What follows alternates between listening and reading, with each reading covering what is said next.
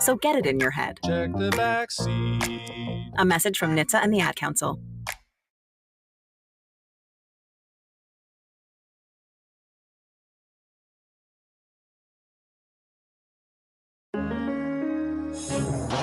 Crossover. Oh, killer crossover. Just crossover. It just crossed him over. Absolutely. Another victim to the crossovers. Cross him up and sit him down.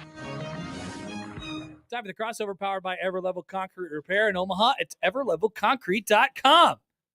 Hi, guys. Yo. Hello. Hi. What's going on? Kind of triggered here. I mean, the Tigers are making this amazing run. I get it. It's a work day. It's in the early afternoon. But they're making this great run. They're closing in on maybe a playoff bid, and they can't fill the ballpark. Sad. It's like, It's come raining, on, man. John. So The kids are in they're school. still playing. What else they I mean, got they going on? realize kids find all kinds of reasons to All the skip people school. in Detroit realize that they don't actually want their team to make the playoffs. They want the Royals to. And so they're showing their displeasure by not going to the game. Why would Detroit want the Royals in the That's playoffs? a great question. Why not does sure. anybody want the Royals in the Wow. playoffs? Don't we want People good they can teams? watch them for win the them. World Series. Can't we watch good teams in the playoffs instead? They are good Wow. if you only count Bobby Witt Jr. and Salvador and, Perez. and not the last week. and Yeah. their best three pitchers. Remember Vinny Pasquantino? I do. He's All Is right. he Cesar coming Vargas. back for the playoffs? No. See, I Well, mean, no, there's not going to be any playoffs for the Royals. Oh, yeah. I did pick that they would miss it yesterday. They killed the John. Sasquatch, and his life is tied to the Pasquatch. So Ball when they killed the knower. Pasquatch. John, you said something yesterday, Yeah. and I forgot that this existed. What? There is no game 163. No, I forgot about that. none. It's all based That on. is the stupidest thing I've ever heard.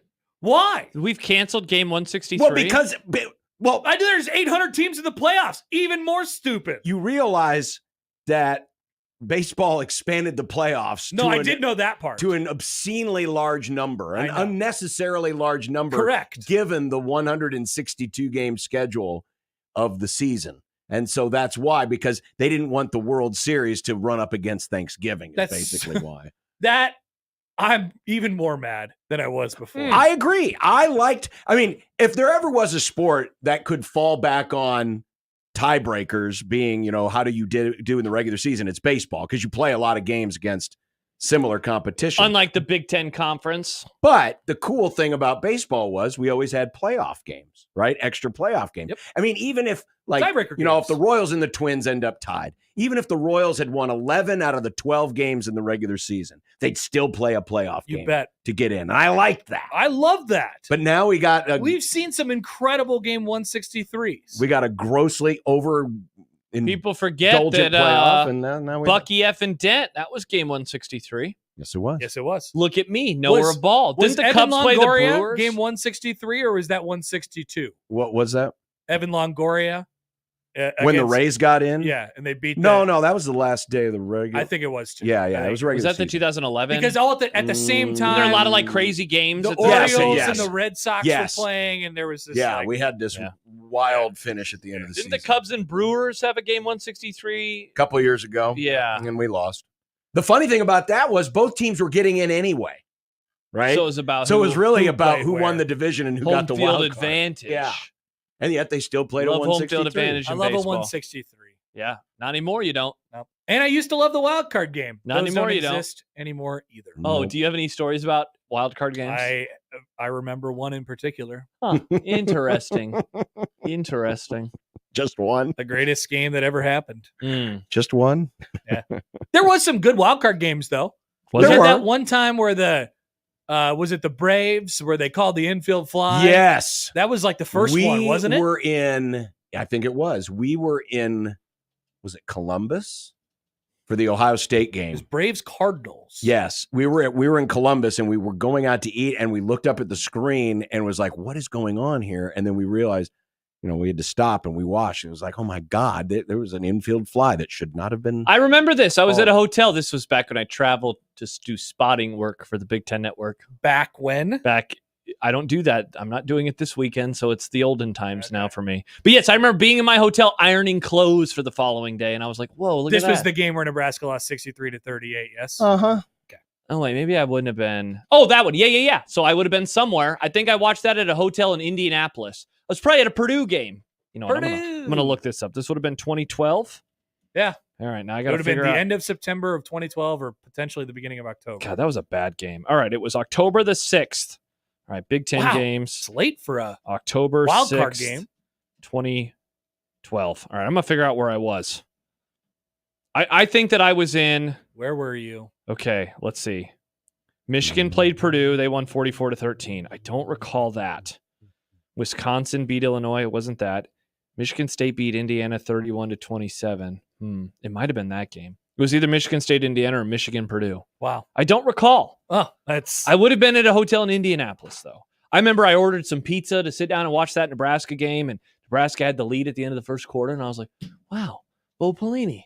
he's going to do it. He's He's gonna going to do win a big game. And then they allowed 28 points in the second quarter. No. He did not do it. He did not do it. I was listening to Big Red Overreaction at the airport the following morning, catching up on great discussions between John, Michael, Gary, and Damon, who was back in studio all by his lonesome. You just did a 4-man Big Red Overreaction. We did. Damon had gotten Damon hired. had just gotten hired Jason left us a few we weeks should have brought earlier. him up last night. We did. Oh, we did? I must Yeah. have missed that joke. Somebody brought him. Okay. Yeah. Jimmy's got that one. Jimmy's got the great He's got idea. that one. John, Yep. excellent idea. Good. What an idea. Yep. No, you're right. There've been some good wild card games. Yep. But one better than all of them. That's true. When Kyle Schwarber went really, really deep that one time off of Garrett Cole in Pittsburgh, that was awesome. That only led to the Cubs losing in the NLCS to the Mets. They did, but that was the beginning of our quick ascension into our 1-year dynasty. The 1-year The dynasty. 1-year dynasty. You see those all the the time story nowadays. of the 2016 Cubs. Nuggets, 1-year dynasty. A great one. They Yeah. went back to, at least they went back to the, A great 1-year dynasty. yeah. Hey, can you help us out with the chat? What's been going on today, Happer? So Lots I'm of not comments. sure. Somebody just said SEAL Team Nick. Nick, is this you? So no, SEAL Team Nick No. is in there. SEAL That's, Team Nick said Becky is now Bigelow. And then Becky said living rent-free in your head. Okay, so Becky has been in the chat all day saying Can I get a some Becky's in the variety chat? of random things. Okay, A that's variety fun. of random things. Perfect. And then there perfect. has also been another person saying another wide array of random things. Okay. None of them are talking to each other. Oh, We are curious as if they are bots. And then the other people who are regularly in our YouTube comments are they still there? were attacking them, Nice. because Thanks for your they were s- just confused by their presence. Thank you for your service. Yeah. I'm confused by all of this. I am too. But it has led to quite the day in the chat. Can I get some weirdos in the chat? I There think is that they're also there. a Oh, perfect. very famous local murderer who appeared in the chat. Oh no, earlier. Charles Starkweather? No, not that. less famous. Elron. Oh, Locally famous. Omaha metro area famous. He had tattoos on his face. oh, that guy. When was that? It's a long time ago. that Yeah, I was. don't remember. I don't- I was a tiny baby boy. Okay, I I heard was about that on the See, yeah, news. when you said the name, it honestly, I didn't really have the recall for this person. Yeah. Bad guy. Hmm. I maintain that. Bad guy. Yeah. But he was in our YouTube chat, or maybe a fake version of him. Well, you would hope so. Yeah, Unless you he's in What if jail. it was actually him? That would be unfortunate for us. August of 2013. So John and I were coworkers at that time. Okay, I guess I wasn't that much Yeah, I of a remember baby. him. Yeah. I was 16. He has a fun name for someone who has such a bad reputation. Just had a birthday. Happy. Well. Wow. Happer just wished a No, I happy didn't. birthday to a murderer. No, I didn't. I didn't. You could Holy have just crap. said At the age of 7, he birthday. brought a loaded handgun to school. Yeah, he's insane. You don't want to Wow. do that. No, you don't. That's a bad idea. Bad Bad call. idea. Bad guy. As I said, bad We guy. have this weird little subculture that lives. This I consider the YouTube comment section our Reddit. Cesspool. Our Reddit. It's a lot of fun. It's a lot of fun to just dive Why don't in you just there. consider it our YouTube comment section, John?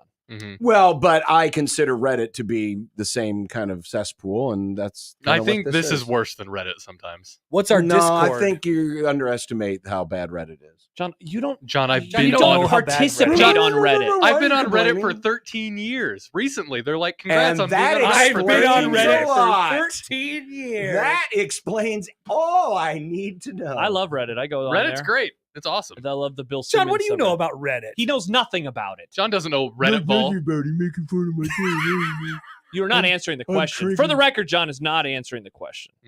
I don't go on there because I know what it is. So what why is are it? you guys defending Reddit I know so what a much? dump is, Well, but no, I don't go I'm there not either. defending Reddit. I'm just trying You to. literally are. And I'm not No. defending Reddit. No, I you just, literally are. I just know what content is on Reddit. Yeah. Don't tell me you're not defending something. You I'm literally just are. asking Defending John that. what is Reddit, and John won't answer. That's what I'm trying. I'm trying to get to what John thinks Reddit is.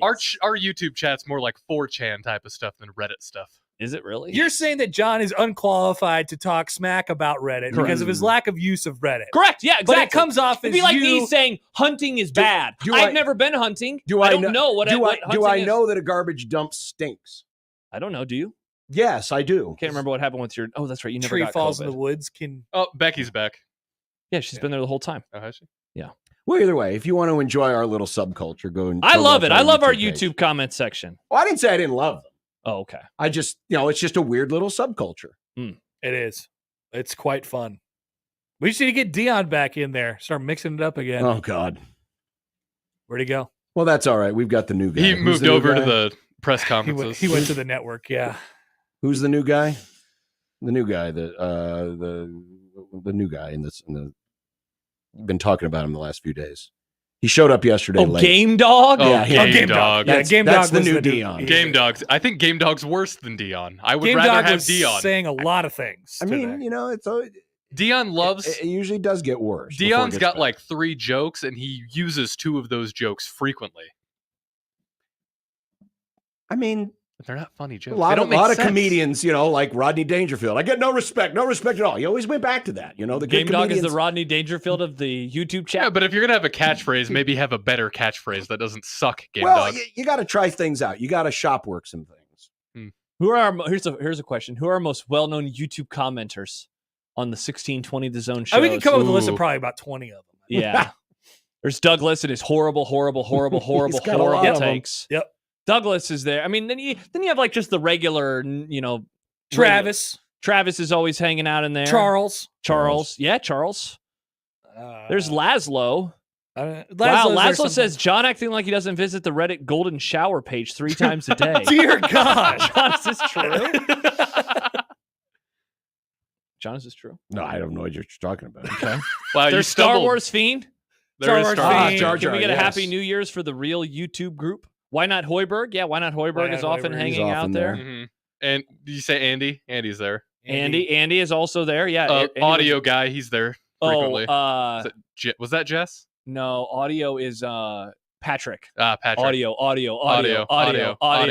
Patrick audio. paid me up on a bet one time because he said that Creighton was going to like lose every game the rest of the year, and then like he had to pay it by like the week later. He had to give me beer. Was was this like, after Kalkbrenner had mono? No, it was the 2018 season. It wasn't they would go winless. I think it was like they won't win 10 games, and I was like, sweet, I'll take you up on this bet. Mhm. Do you remember when people were saying that when they lost those games Yes. that month where Oh yeah, Kalkbrenner wasn't playing? Yes. That they're Where they not going lost to win the the 6 in a NCAA row? tournament. yeah. Yeah. That was funny. Yeah. That was a good time. Alex That was says a wild Shang Ping season. Appreciation Club. Shang Ping is not in the YouTube comment section unless that person goes by a different name. Do you know? I Remember don't Shang know. Ping? Shang Ping deleted his Twitter I don't account. see. I don't Um, see. I think he's much. on Blue Sky. What is I happened heard. to Shang? Asian Joe's on YouTube. Yeah, frequently. Asian Joe hangs out in there. Yeah. Why did Shang Ping get Just did he deleted get excommunicated? No, Well, just deleted A his lot of Twitter people account. moved to Blue Sky after Elon. What the hell is a blue? Is this the one we tried to join? No. No, that was remember, Threads. remember, was it 2 years ago when That was Elon Threads. brought Is this the thing Trump and, one? And we were like, No, well, we that's got truth. No. everyone's got to jump off Twitter, and so we tried to join that one thing that Nick suggested. That's Threads. That's Threads. I didn't try to join it. No, we did as a Grum. Don't you remember? Oh, we did? the Grum is on Threads. No. We were thinking. I about had it. no desire. Then we to go to realized Threads. one day later, yeah, this isn't. People were going so anywhere. bullish on Threads, and I I was know. like, I'm never I'm joining. not Yeah. doing this. I was wrong about Threads. Yeah, duh. I Of was course you were. very Of course wrong you about were. Threads. Yeah. Jump to There was another conclusions, user boy. at the same time as Shang Ping that used to comment all the time too, and I can't remember his name. Now that was on Twitter though, because I met him at a running expo, and he was like, "Hey, I'm blank diddy blank," and I was like, "Oh, whatever happened to you?" Blank, did he blank? Because I deleted my Twitter. There was that I was one like, oh, I miss you. crazy ass Chiefs fan that used to be on our. Oh YouTube yeah, he doesn't comment anymore. He'd get pissed off if we talked about the NFL, but kept didn't always talking talk about the poop, Chiefs. holding poop in your fingers. That's Yeah. right. I remember that guy. Yeah, he's Yeah. not there anymore. No, He's a bad dude. Yeah, he'll be back around. Don't worry. They always come back. Do they? He's a bad dude. No, they don't always come back. Yeah. That's all right. They pop in, they pop out. They do. There are a lot Mhm. of poppers. They do. Don't do poppers though, kids. What are poppers? What are poppers? It's you guys don't know what poppers are? Nope. Are there those things you throw on the ground and they go pop? Is it drugs? It's a drug. It's a drug. My wife comments on the YouTube. Why did Shangping Appreciation Club remind Nick of Asian Joe? And then the emoji with the monocle. Huh. Very curious, Nick.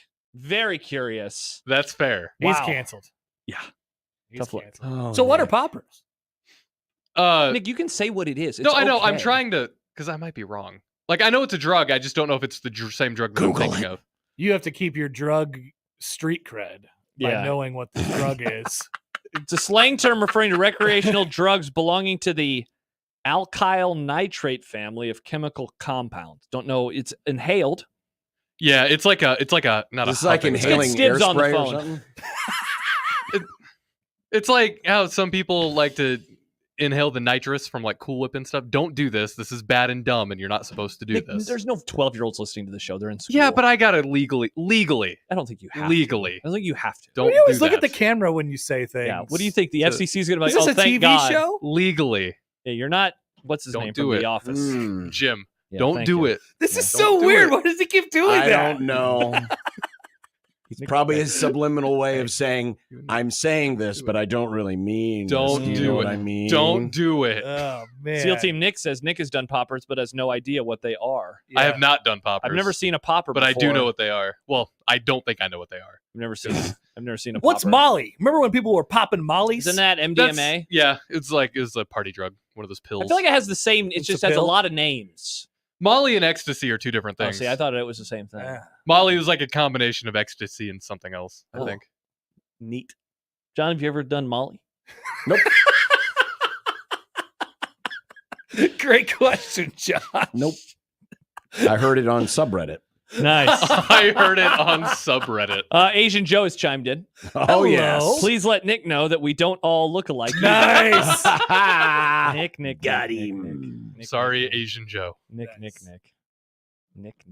Just call him Joe. You know, he likes to. Be It is called- bumming me out that I can't figure out who the other person was that deleted their account in the same era of Shangping Appreciation Club. They would always like go back and forth. They hated John talking about Creighton. Gosh, what was the other guy's Oh, that's name? pretty much everybody. God, what was the other guy's name? Can't remember. Oh, did we mention Theo earlier? Theo's a real one. Oh, Theo. Sorry, Where is Theo. Theo. Theo's on. See, it wouldn't surprise me if Twitter Theo now, was one of too. these new guys. I don't think Theo's game dog. Theo's changed his name many times. Yeah, Theo has many alter egos. Oh yeah. True Husker Pod. True Husker Pod. Have you ever heard this? Is this an actual I don't pod? think it's a pod. I want to go on that pod. Like it's a pod where he listens to other pods and says Yeah, what happens. people on give them. me crap for Yeah. listening to like 14 college football pods a week. This guy listened to Husker fan pods. Yeah, but also opponent pods. Minnesota pods. Did you see what they said on the Minnesota one? No. Why would I see what they said on the Minnesota fan podcast? God! Is something bad happening after? The Good. Tigers just drove in at least Son of two. a- It bounced into the stands. It's a Theo. ground rule double. Theo, if you're gonna have a podcast, you should link it in the description of your Twitter when your is at TrueNebPod. I don't think that he's.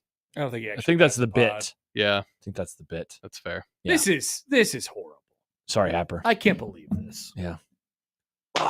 If you guys just take care of business, you'll be fine. Don't worry about the Tigers. If you guys take care of business, Mike says nobody other than Josh O You're- mentions me. you're We fake read comments in from your Mike all hands. the time. Yeah, Mike. Mike? Mike from Lincoln. Just Mike? Mike Skiandra. Oh yeah, Mike. Yeah. Yeah, we I talk read his about Yeah, name we all talk the about time. Mike frequently. Yeah. Mike has many things. There you go, Mike. We Oh, talked about okay. you. Hey, it's fine. Got out of See? it. Everything's fine, Happer. Travis says, for some reason, Theo thinks I want to interact with him. Boom, roasted. SEAL Team Nick says, we went from a perfect game to this. Hell yeah, you did. Damn it, and I like them too. You know, they got Benetti. What is going He's on? we love Benetti. We do. And you know, they're kind of fun and I'm in a bad place right now, baseball wise. It's not good. You're gonna be okay, pal. Remember, you canceled it. No. It's football there's a season, week left. Happer. There's a week left, and I'm ready to get hurt again. I Yeah. think.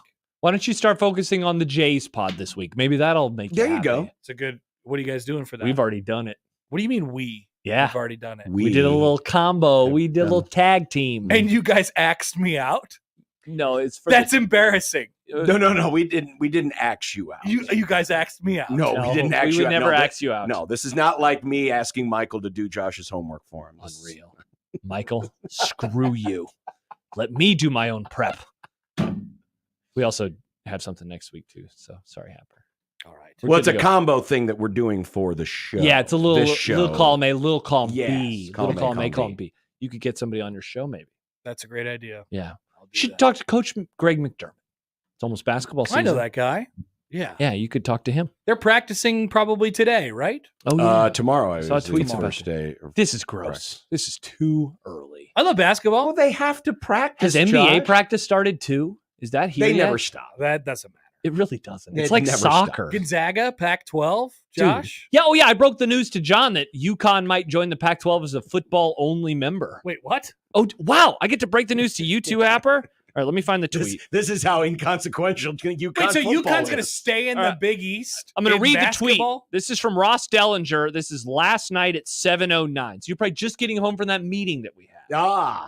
Utah State has agreed to join the new Pac-12. Sources tell Yahoo Sports, becoming the 7th member. League needs one more full member to meet NCAA requirements. As for partial members, Pac-12 has held talks with Gonzaga basketball only and Yukon football only. That is embarrassing. Sources tell Yahoo Sports. Can you imagine wanting Yukon football? And the best part is everyone else right now is in the Mountain and Pacific time zones, and UConn's way the bleep over here. There's no They'll chance. be the only ones.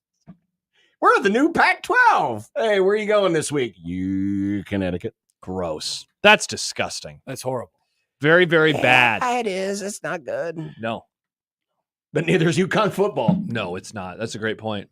Remember when Nebraska almost played them in the Fiesta Bowl? That's right. They would have played them. But they lost to Oklahoma. That would have been a 12-2 Nebraska football season if they would have beat Oklahoma. Can you imagine, though, if they had gone and then lost to UConn? Well, Or They even if probably they wouldn't won. have because UConn is. We'd be looking at it right now. We'd be saying, remember that Fiesta Bowl when they No. beat UConn? they would have won the conference. People wouldn't have cared about that. They would have cared about winning the league. That's On their true. way out, But, they would have flipped the bird. That's true. You don't think that right now it'd be saying, remember the last time they played in the Fiesta Bowl was against UConn? Maybe. You're right. Bo They Pelini. would. Hey, Bo Pelini defenders. I'm coming to your defense. Maybe that kicks off a nice run for old Bo. And He's think- not a and- freak anymore. And think about it. We'd only be talking about a 15-year conference title drought, Dude. That's true. not a 25-year 25 now? conference Been a- drought. oh, It is 25. the 25th anniversary. Huh, we should do a interesting. special remembrance. Oh, The 1999 Huskers, that the is a- last of the breed. Well, that's a very It'd bad be a fun way to correlation. do this bit Yeah. for the celebration. Just only talk about the 99 Huskers over and over. Ooh, and that's a over. good idea. Yeah. But people are going to think that our existence coincides. No. They do. Don't blame the station. Blame this. Kevin Kugler, Bob Bruce. When did they start this here Grum? 2000. Yikes. When they were defending conference champions. Yeah, in September. Yeah. And then they lost some games that year. So I blame your Grum. Kevin and Bob. No. The people that started our ground. Yeah, let's get somebody to interview Bob. We've The been forefathers of our ground. trying to clean up the mess for the last decade. Yeah, Well, exactly. you failed. Yeah. A lot. I mean, you still haven't won a conference. Listen, championship. I still hold out hope. Remember, 2 teams get in. Mm-hmm. Whichever hosts are here when Nebraska does win a conference championship, we should put a statue up out in front for the hosts of that Grum. We should. It probably won't be you two. No, It'll be a long time from now. it'll be Bleep Blop Bleep and Gizbot Wismo, the Mhm. AI hosts. AI radio of hosts, and Nebraska will be celebrating their Grum. bleep Good. blop bleep conference That's championship. true. What a great year that's going to be. It is. I can't wait. 27-38. It's going to be fantastic. Mm. In the Put that on the in- long-term list. in There's the only big 700 more years. 1058. Get the ostrich eggs. By the way, speaking of list items. No, there won't be ostriches anymore by 27-38. Oh, they're going to They'll be like be the dodo bleep bird. blops. Yeah. Oh, I forgot. There's some dates up there. We're getting a little closer to one of those dates. Just something to keep an eye on. Just over a month away, John. 5 Happy Halloween. 5 weeks. Halloween week. 5 weeks. A lot can happen in Really 5 got weeks. touch and go there for a minute. Oh, It did. Yeah, remember that DM Very that John sent early. us that one time? Remember that DM? It was from Yes, I Bleep Blop do. on Twitter. It was. It was from Bleep Blop on Twitter. Yeah. Forgot about that. That Yeah. was the day. That Uh-huh. was the day. I Yeah. was so close. Speaking of DMs on Twitter, happy before you go, Nick sent John and I 3 consecutive DMs. Yes, I did. Within you the did? span of 3 minutes. Wow, that's hilarious that John missed all of these. Yep. Well, Within no, the span I of 3 just haven't minutes, been on the X. right before we joined the studio. Yeah. So there's an A's hat that looks like it spells out ass. Yes. The Nick ass is hat. very excited about this hat. What's Nick, this all any- about? Oh. I mean, I basically explained. There's a It's- hat that yeah. spells ass. And you're excited about this? Yeah, because it's hilarious. You want to see the ass hat? Yep. Come around. I'll Wait. show you the ass hat. There's the ass hat. Why? Why? It's just a really bad Oakland Athletics. Why? It's delisted though. John Boy talked about it, and then I But think that what's somebody. delisted? Why would took it off the anybody store. You can't get it anymore. approve that to begin with? Why I would don't that know, but ever they see did. the light of day? It I was went and searched approved. for it on eBay. I couldn't find it, but that thing is going to sell for a lot of money Yep. at some point. I found a bunch of old links Yeah. to it, but they don't take you anywhere now. Very sad. So, R.I.P. ass hat. By the way, I don't mean to now change the subject again very quickly. Yeah. Have you seen what Baylor Shireman looks like now? He's jacked, isn't he? No, he just looks like he's from Boston. He Really? looks like He looks like Doug McRae. he looks like he is of Boston. My. What has happened to this man? He looks like he could be in the town. Yes. Yeah, there was a tweet from some guy named Gaz. Don't know what that is. Baylor Shireman transitioned from Creighton to Dorchester in 4 months. Dorchester. Boston is going to love this guy. That is amazing. Yeah. Why, yeah. He does. Wow. Listen, it's all about Banner 19. That's all we Oh, care you about. shut up. It's all with we your- care about in Beantown. with Is your Banner 19. Banner 19. Now you want to act like you care about Shine? You do his Coke and X blocks. Yeah, Banner 19. It's ours. Coke and X blocks. It's all ours. Yeah, he could be the Jeremy Renner replacement in the town too. There you go. He could be Jim. These two haven't seen the town. The town too. The city. I said we should pick Oh. that for movie Oh, club. I almost just spoiled it for you guys. Whoops. Yeah, don't do That that. that would have been bad. Yeah. Hodson, Celtics fan here. Boston will love Shireman. Oh yeah. Yeah. They're going to He be big is fans. pretty white. Yeah. Oh yeah. And now he has his haircut. Yeah. His hair. He does. Well, he won't have to worry about the headband. He is really good at having a lot of haircuts, though. He has a lot of different hairstyles He does. over He his does. basketball playing life. Yeah. He's been a mullet at some point. Oh. He's had the headband. He's got the buzz cut. Different kinds of facial hairs. Mm-hmm. Mm-hmm. It's pretty impressive. Hmm. Wide array. So much basketball talk on the crossover. What's wrong with basketball, Joe? Yeah. Let's go back to talking about baseball. Remember, Nebraska lost on Friday. We're not. I mean, Oh, did you hear everyone's in a Happer's deep, show dark today? depression. Happer had some interesting Friday night takes. He said, I like it. Let's have more of this. It's coming. Nebraska USC and Memorial Did you see Stadium those next ratings, year. John?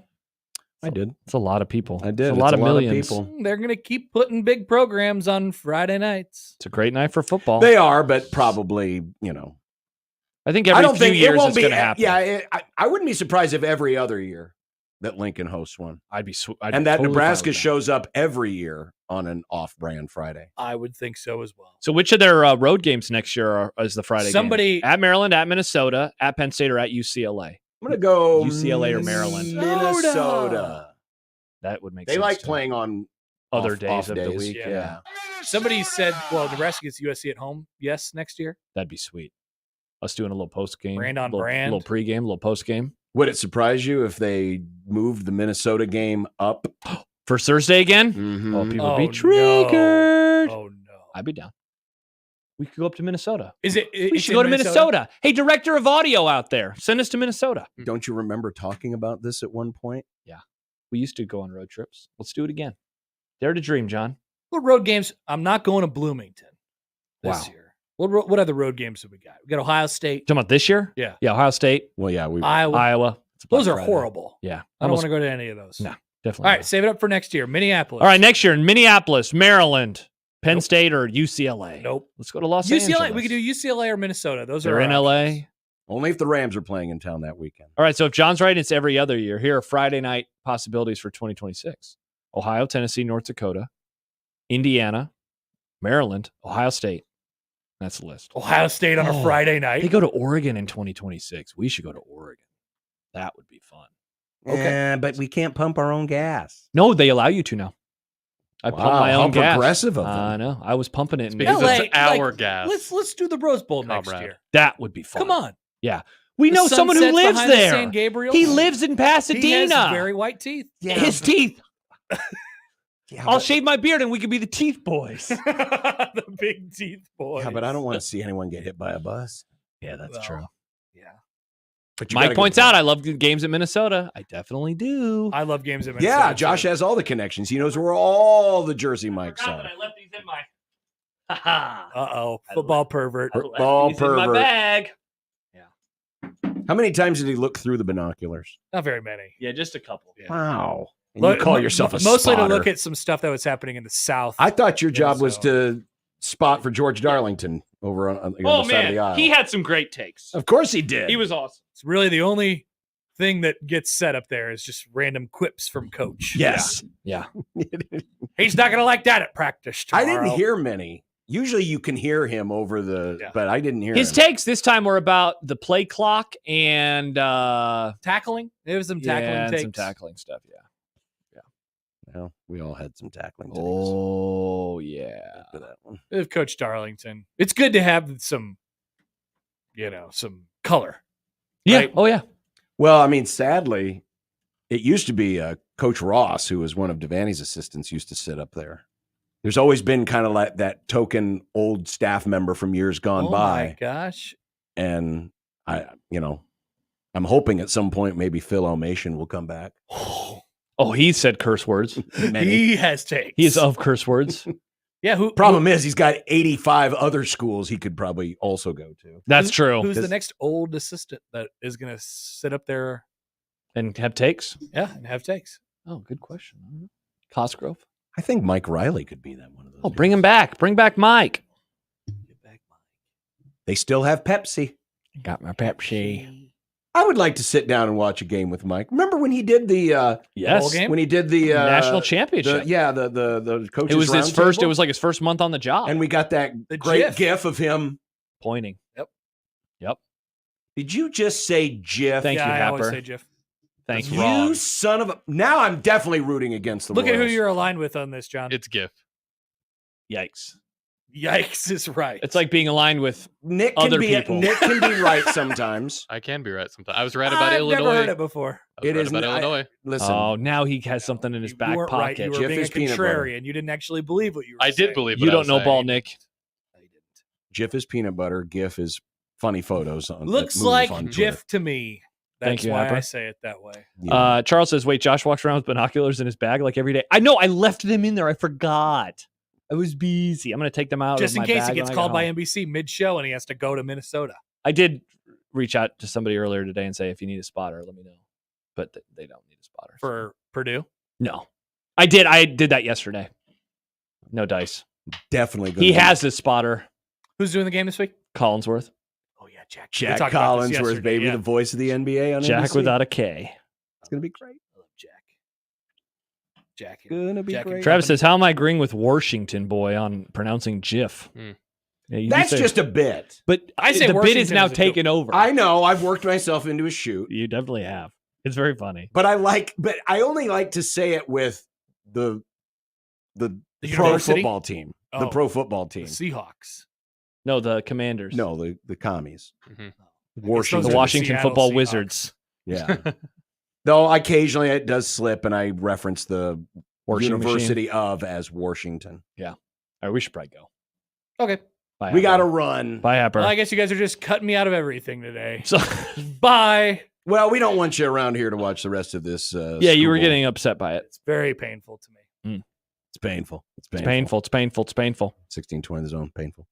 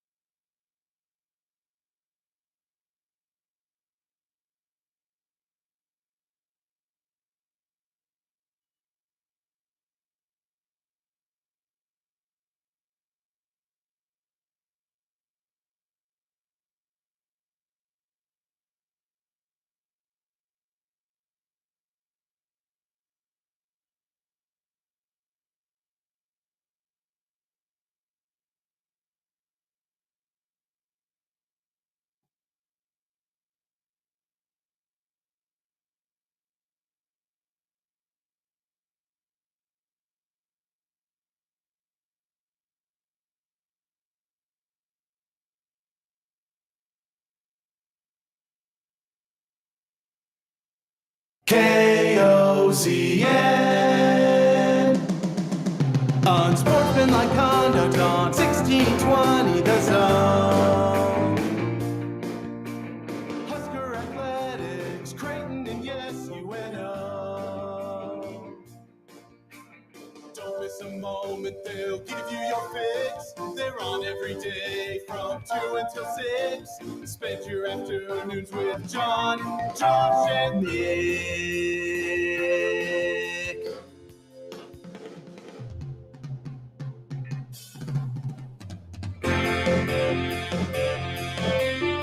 John, Josh, and Nick.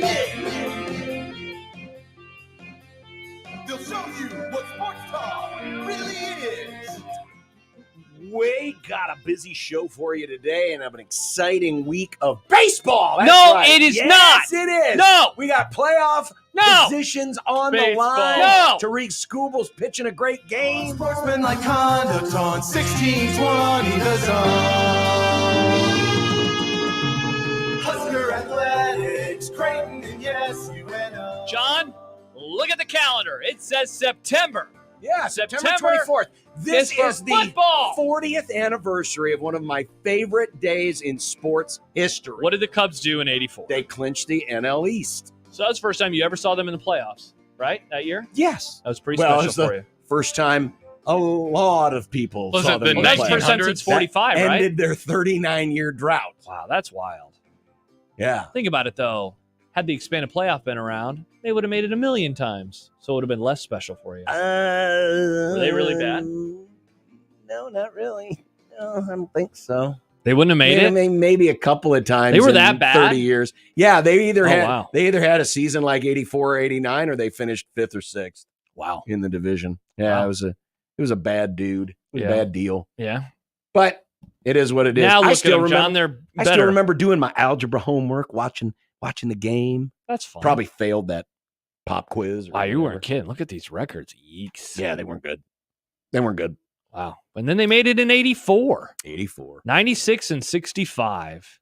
Great year. So weird. Was that the last year that the NLCS was best of 5? Yes. Of all the years. you got because we screwed. could have used those extra couple You of needed games. the extra games. First, Peter Uberoth, the then commissioner of baseball, said, if you guys make the World Series, we're going to make you play at Comiskey Park because you don't have lights. Did they really? Shut up, Peter Uberoth. You know what? You know why Shut up, Peter Peter. Uberoth was a bad commissioner? Why? Because he came from the frickin' Olympics. You do not mix the Olympics with real sports. You don't do it. That's the Olympic song. They were running a promo. Yeah, they played it the other night. And do you know what my son said? My oldest son, What Sam, did walked What in the did room. Sam say? Because he knew the football game was on. He said, why are they playing O Canada? Oh my gosh, Sam! And I said, that's not O Canada. That's not the O Olympic Canada. theme. Yeah. No, it's not. It's O Canada. I said, no, you say Sam. you want to bet? You it's want to the bet? Olympic $5. theme. $5, Sam. $5. My God. Wow. I don't know why he thought it was O Canada.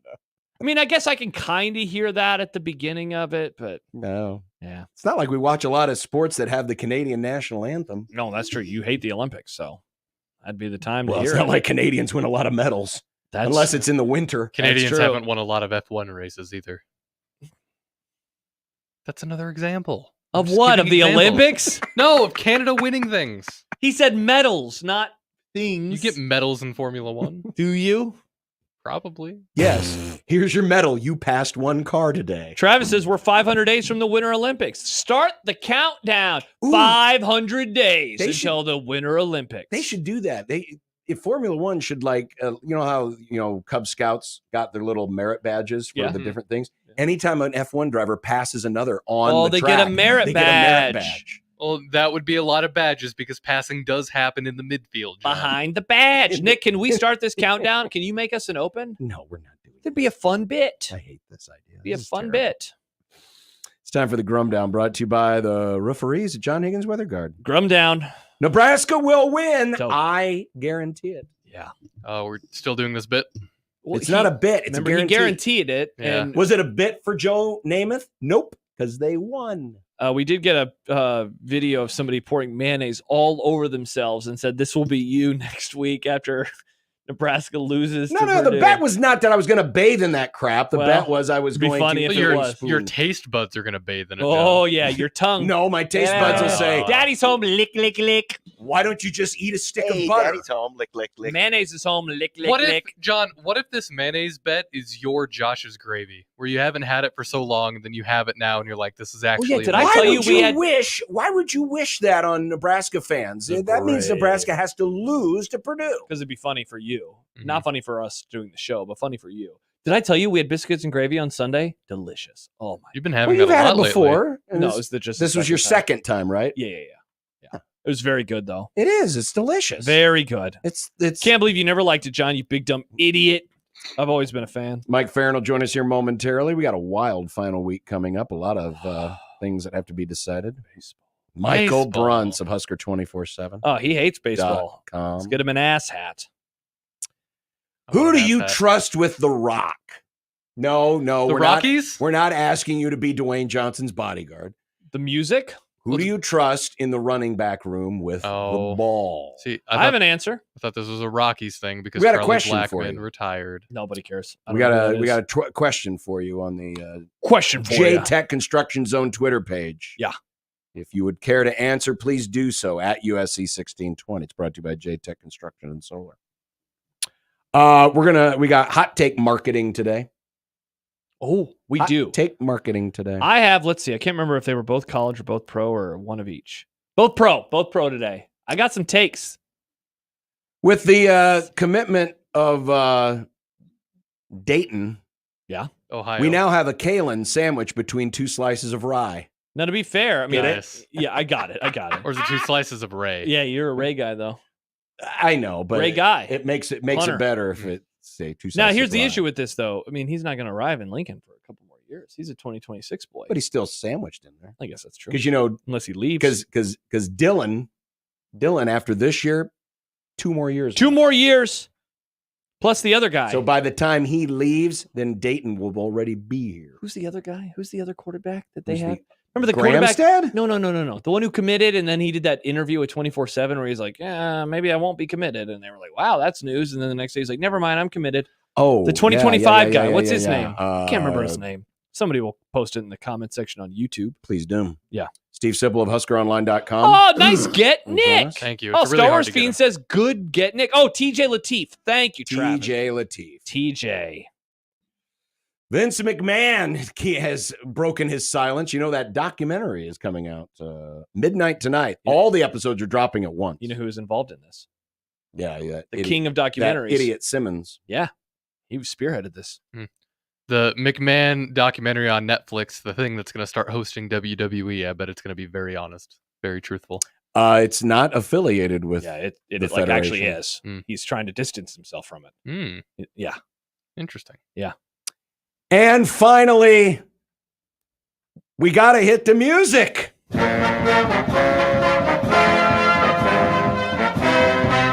They won, and they looked good, and they have a quarterback. It's very worried. They did look good. Some people are saying that they have the best rookie quarterback of them all. He was pretty good last night. Yeah, he was. Yeah, I mean, this is. Andy, hey, it's the Canadian national anthem. Yes, it's the Canadian. And How about Dan Quinn wearing his hat backwards still? He was. I love that. He Shout out was. Dan Quinn, my former DC, who also gave up copious amounts of rushing yards to the opposition. But I like that he wears the hat backwards. And you know what I saw zero of last night? The Bills-Jags game. That was bad. When I got home, it was already 20-3, and I'm like, if it gets closer, I'll switch it over. Never had to. Never got closer. I saw when I got home, it was 13-3. I saw them score to make it 20-3. And then I saw them to score to make it 27-3. And then I went into my office to do stuff, and I just opened up the screen and put it on the Cincinnati game. Yep, never even was tempted to turn it on. Yeah. Jags are bad. That might be your odds-on favorite for first fired coach. That should have been obvious. how the Dolphins were going to be because they barely beat the Jags. They did barely beat the Jeffs. Yeah. Speaking of, John, we got an email earlier this week. It was first coach fired. Now, this was before, this was yesterday. So it was before last night. Doug Peterson was second, 4-1 odds. Mike McCarthy was first with 3-1 odds. Where's Mike McDaniel? Is he on there? Mike McDaniel, Nick, is literally last. Oh, interesting. That's ridiculous. He should not be last. Yeah, a lot of the fan base is really mad. It's really funny going to the Dolphins subreddit after going through all these years of the Husker fan sadness because everybody is just overreacting right away. We're not going to fire him. Just right away. It'd be stupid to put him any higher than that. You need to fire Mike McDaniel right now. Yeah, he's tied with Matt LaFleur, Kyle Shanahan, and D'Amico Ryans at 100-1. Interesting. Yeah. There you go. Well, coming up, Mike Ferrin's going to join us. Looks like the Tigers are, is they through 8 now? Are they through 8? I believe they are. Tigers are 3 outs away from another win. Get mom's spaghetti ready. Pressure on the Twins and the Royals. 8 Mile. Didn't see 8 Mile. I never saw that movie either. That might be a movie I meant club the pick. actual 8 Mile in I've seen The Street. Yeah, I've seen The Street before. Yeah. That might be a movie club pick soon. I love 8 Mile. All right. Great movie. Stop picking movies you love. Pick a movie you haven't seen. You've picked movies that you've seen? Nuh-uh. That's because Josh has seen so few of the really, really good movies that causes Kent to go, what? I have. That is so true. this is basically movie club. I guess I did pick Jaws. Josh's way of But Nick always wants us filling to in the watch gaps in his his movie. favorite movies. That's always Nick's goal. No, my goal is Watch to my have, cartoon movie. My goal is to have that one cartoon movie didn't like. My goal is to have discussions about movies. Interesting. And I've just seen a lot of movies. Interesting. Sorry for being cultured. Interesting. That's not true. We shall return. With a cultured man. Yeah. His name's Mike Ferrin. He is cultured like spoiled milk. Nice. 1620 The Zone.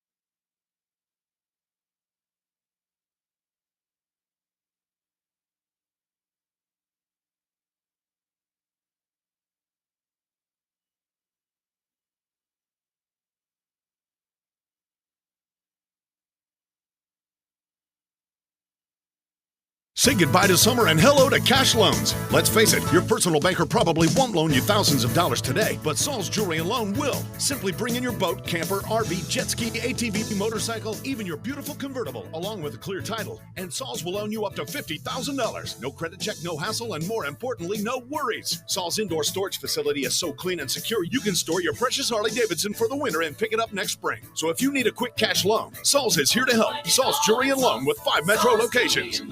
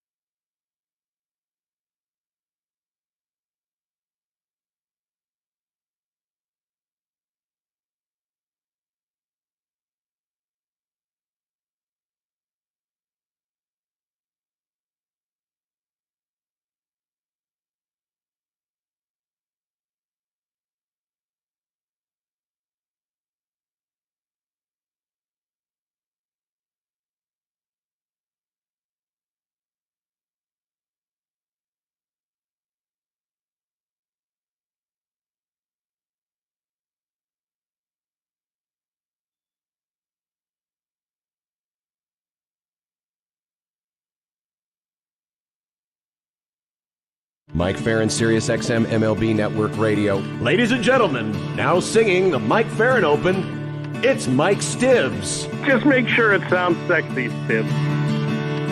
Lord Almighty, how can you stand Arizona?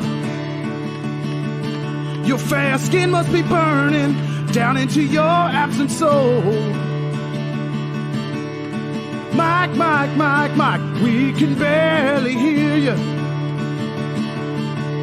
It sounds to me like you called us from inside a hole.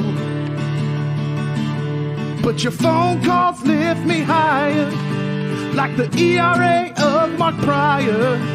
Your hair looks like it's on fire. You're Mike Ferrin. You're just a hunk of burning love. You're just a hunk of burning love. You're just a hunk of burning love. Closer to the American League playoffs as they start the top of the ninth, up 2-0. Here is our good friend Mike Ferrin. Hello. How did they lose to Illinois? Like Illinois, they haven't had a good team since Red Grange was there. Is it weird in your headphones yes, too? It is. Mike, you're only coming out of one of our headphones right now. I noticed something. I think there's something with our computer. Uh-oh, that's not I don't good. think it's Mike's fault. The computer? I hear him in both of mine. Yeah, that's... Have you tried to plug it in? Jiggle it. Just jiggle it. No, wait. Mike, talk again, please. It is easy to grin when your ship weird. comes in and you've got the stock market beat. Well, that's not good. I don't know what's happening there. Yeah, Adam says Mike's janky cell phone is back. I don't think it's... See, I noticed the same thing when I was listening to the Open. It was only coming out of this ear, so there's something in our computer. Oh, no. Something's wrong with StreamYard? I don't know. Something's wrong with the computer. Do you want me to leave and come back? Well, if John's right about the Open being messed up, then I don't know. I don't think it's your fault, Mike. Well, let's double check by playing this. All right, let's play a sounder. Drop. All right. Indeed it was. Indeed it was. Something's wrong with our computer right now. Mike, it's not your fault. Well, that's it's good not at least. your fault. Indeed it was. Indeed it was. It's not your fault. All right. Well, call me? Yeah, let's call him. Yeah. Okay. Let's all right. call him. Bye, Mike. Good to see you, Mike. Yeah, there. Are you going to just sit there? Should he sit there on the phone with us? Well, he can if he wants. It might look a little weird. It might look very strange. but yeah. All right. Yeah, well, we were talking off the air about something completely different. As I put my headphones on, there's something with the output of the StreamYard computer. Yeah. We're only getting it in the right ear. Yeah, my mom says I can't hear Mike, just you guys. Yeah, and it sounds very scratchy, Chris, very scratchy. Yeah, the phasing got messed up from the StreamYard. Garrett says no audio from Mike in the stream and no audio in that intro on the stream. So, because, again, it's all coming out of the right ear. Yeah, it's not in the left ear. We are famously of mono. We are of mono. Even if we were of stereo, it would sound like garbage, though. It's not like we'd want that either. Exactly. Venmo Chris says can't hear Ferrin on the app. Okay. So it was just screwed up everywhere. Yeah, it was screwed up everywhere. All right. Well, we'll bring up there's Mike. He's now on the That's what you get for losing to Illinois. This is great. Team since Red Grange was there. How did you do that? Dick Butkus. Hey, Juice Williams was good. Oh my God! Listen, the problem obviously was Tony Eason. The problem was they obviously watched too much Northern Iowa film. That's yeah, that's it. That's it. They might as well have lost to an FCS team. Probably. For those of you watching on the stream, hopefully it sounds better now. We have the updated. Well, actually, here in about 2 or 3 more pitches, they won't be the updated standings. Even though this one, deep fly, Rays pull within 1. Oh, they've halved the lead. Yep, solo home run, 2-1. But the Tigers, as it stands.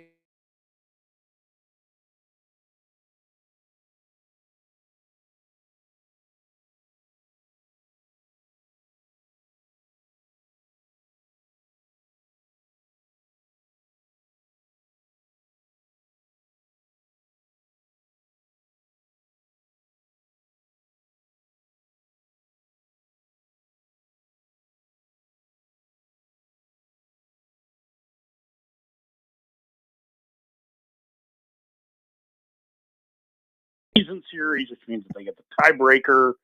So the stakes maybe are a little bit different than when these two teams had a similar meeting 2 years ago when they were both trying to win the division. And the Mets ended up, I think they ended up tied at like 101 wins, right? And the Mets ended up having to go in the wild card round and lost to the Padres. But this is, I mean, the stakes are maybe higher for these teams in that there's a good chance that whoever loses that series isn't going to qualify for the postseason. So I'm very excited about that one. I think that's a really important series. And, unfortunately, kind of the way the races have changed has taken some of the starch out of series like Baltimore and the Yankees, who are meeting starting tonight, and Houston and the Mariners. The Mariners are really fighting to hang on in the wild card race. Like the Houston's magic number is 1 to win the division, right? So I think and the Padres and Dodgers are probably the second best one, right? Padres are 3 games back from the Dodgers, and they already have clinched the season series. So, if they sweep LA, then things get really interesting this weekend when San Diego comes to Arizona. So, but I think it's definitely the Braves and the Mets, and then add in the extra intrigue of whether or not games are going to have to get moved to different days because of Hurricane Helene. So, that one should be a lot of fun. Well, crap. My graphic is totally ruined. Because Tigers have won. Because the Tigers just Mike, won. I worked very hard on this, by the way. Do you have a red pen that you can scratch out the record and change it? Yeah, John, just do that real fast. Well, if I do that, won't it mark up my computer screen? You got a new computer. Oh, now. that's right. I have a new computer now, so I can just mark the heck out of it. Mike, who's going to be the odd team out in the AL wildcard race? I would.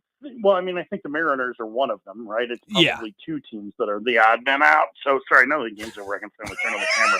I want to see the end of it.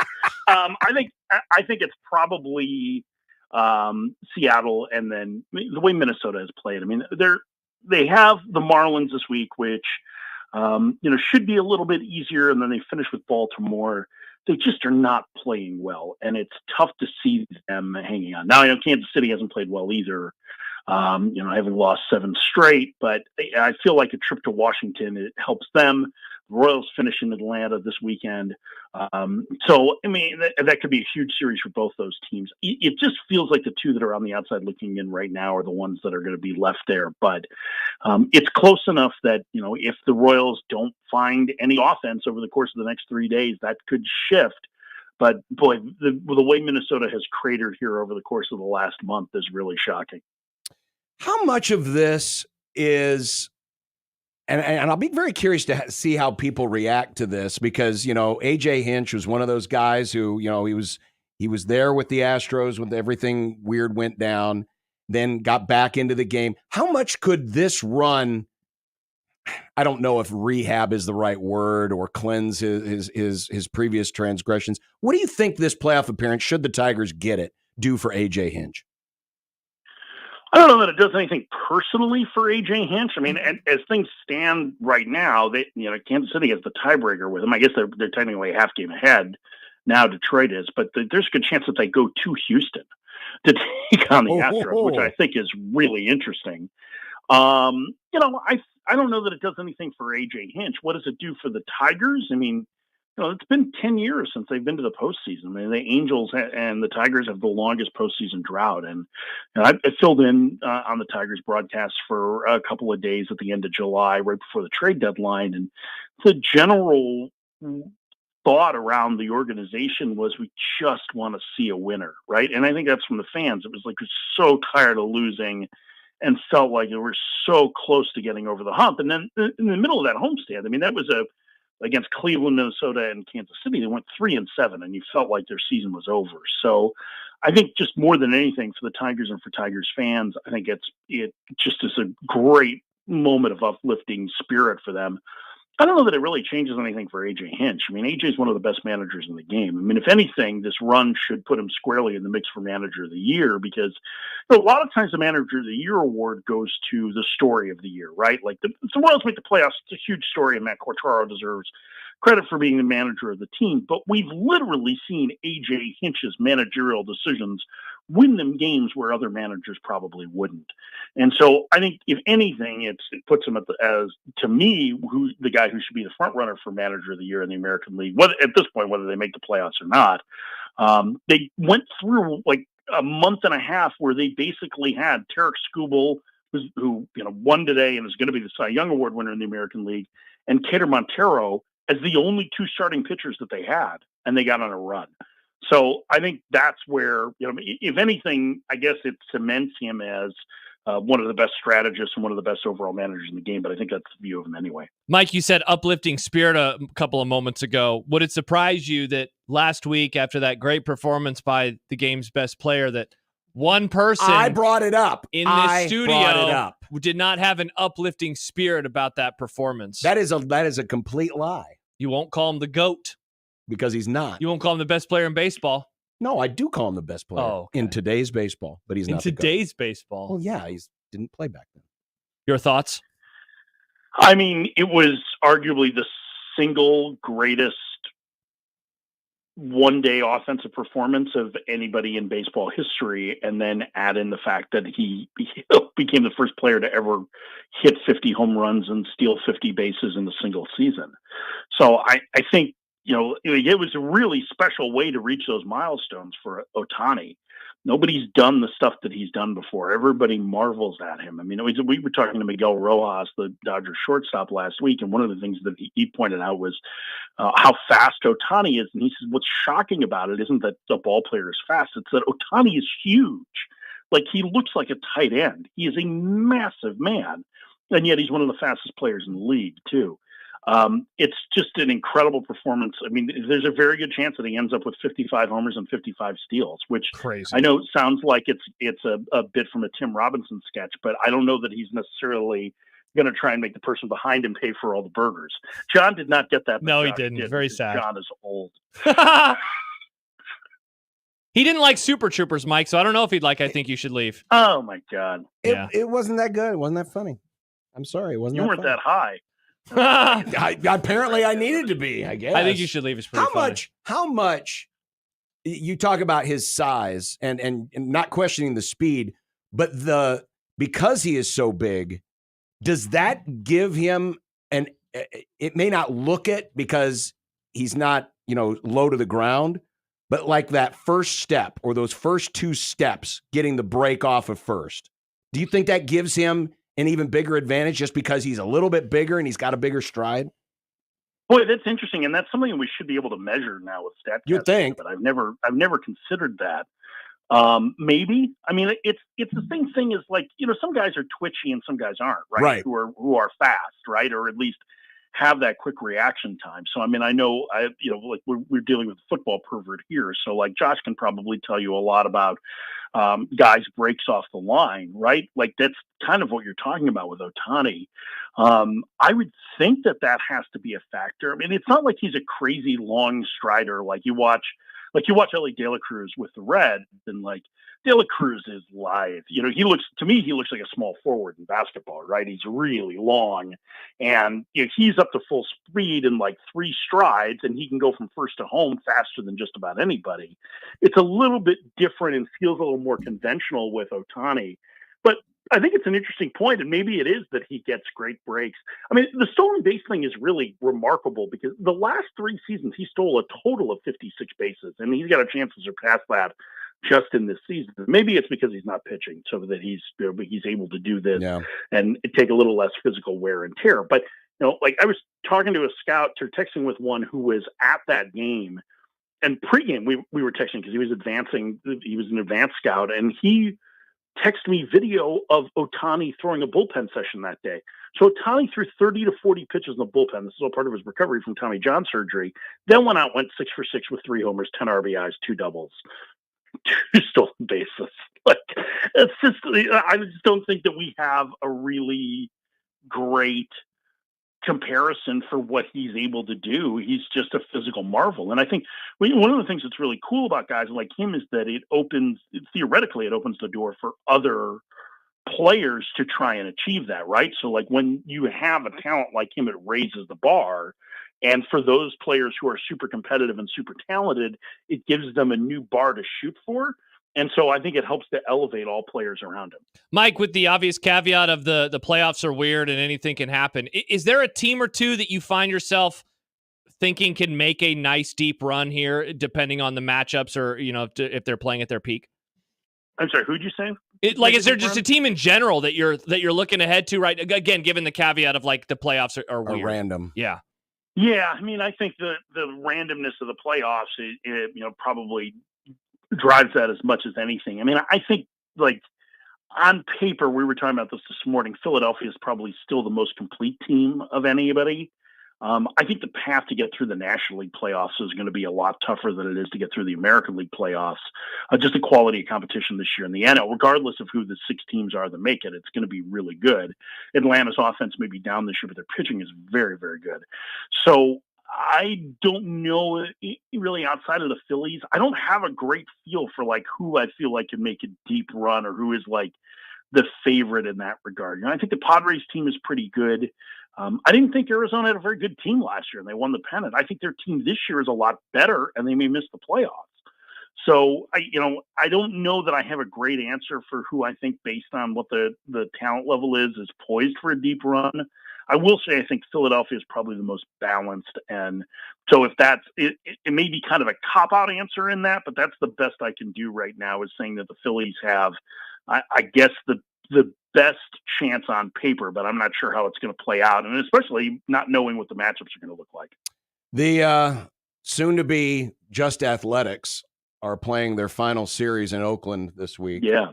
I'm going to play about 30 seconds of this. This was from, I believe it's Larry Beal is how you pronounce his name. He is the the old Sports Center anchor who's a sports anchor now in San Francisco. Yeah, he's with the Oakland San Francisco ABC affiliate, and John Fisher, the owner of the A's, finally put out a letter to the fans this week, and Larry Beal had this to say about the letter and its contents. We have yet to see a real financing plan for the A's stadium in Las Vegas. Right. We're still waiting. Vegas is still waiting. They don't have one. Yes, 18 years they've tried, and they've screwed it up every time. I don't know that that's going to change. I would love to see another massive failure by this ownership group, and then maybe Major League Baseball would force a sale to somebody locally. And there's a bunch of groups. Don't listen to anybody that says there's no fan base or there's no money in Oakland. That's total nonsense. I can go call 3 billionaires right now that would buy the team, okay? Where do you think? I mean, it's a neat humble brag as to who's in his Rolodex. I guess. Yeah, it is. There. Yeah. So, I mean, listen, I think the last part of what he said is absolutely true, but I do think that there is a bit of wish casting that they're not going to have financing for this plan or whatever it is. I mean, they have ideas on how to finance it. I don't think, I mean, as much as I think it's fair to be skeptical of anything that this A's ownership group does, I think I think there are a lot of people that are really hopeful that the move to the Las Vegas fails, not just because they support the fans in Oakland, but because they want to see them have egg on their face. I think there are some people that think that once they move to Sacramento, that they're never going to get to Vegas, that Sacramento will end up being their permanent home. I'm not sure that I buy any of that. I think that's some of that is just the fact that the people in the Bay Area are very disappointed in the way that the A's are leaving, and they have every right to be. I think, what Beal was saying was in response to a letter that John Fisher released yesterday, trying to, the owner of the A's, and John Fisher is about as nepo-y a nepo baby as you can get. I mean, his parents founded the Gap. He really hasn't, he is the dictionary definition of somebody who was born on third base and thought he hit a triple. And he, in this letter, talked about the importance of the A's to Oakland and how important they were after the Bay Area earthquake in 1989, in which a Bay Area native misspelled Loma Prieta, which is one of the first things that you notice in that letter. Then he said that MLB, had a binding agreement that they had to have a decision done by the end of 2024. Well, the reason that was in there was because MLB was trying to force the hand of the A's because they had dragged their feet for so long and they were threatening to take away their revenue sharing. Oakland is not a market that should be receiving revenue sharing based on its size. The Bay Area is a top 10 market. And one of the reasons why the feeling is that they're moving to Vegas is because they will continue to get that revenue sharing because they'll be moving to the smallest market. The part that really galled me was him saying, I wish I could speak to each one of you fans individually, which is such a crock. because literally you've had 78 home games to be able to go and do that, right? And you're not. And he literally could go from seat to seat and speak with every one of them because there weren't anybody there anyway. I mean, you basically cultivated the questions for you at the press conference when you announced that you were going to Sacramento. And when the Vegas move was approved, you barely took any questions from the media on what was going to happen. Like you were a coward on top of it. So I think as much as, I empathize with Larry Beal and the rest of the Bay Area fans' plight, I think some of that is unlikely, but it doesn't change the fact that John Fisher's a giant jerk. Amen to that. Well, we'll see what happens after today, but the Tigers have won again, so they are now a half game up, and Connor is now stressing out even more. Yeah, I told him the Royals are going to be fine. They've got Washington this week. Who knows what if the Mets can finish off the Braves, maybe Atlanta will be. I mean, can the Mets eliminate the Braves if they sweep them? I think if the Braves get swept, yeah, I mean they would. Let's see, they're 2 behind the Mets right now, right? So if the Mets win 2 games in that series, they would have the tiebreaker and be up 4 on Atlanta with 4 to play, which means that they would eliminate them.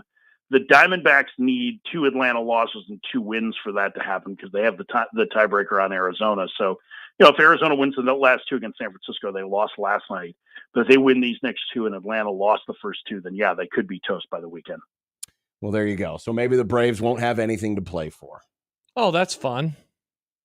Or maybe they will. Get the offense going, though. Man, they miss Pasquantino. Oh. They really miss Vinny P. Yeah, well, they couldn't score this weekend at all.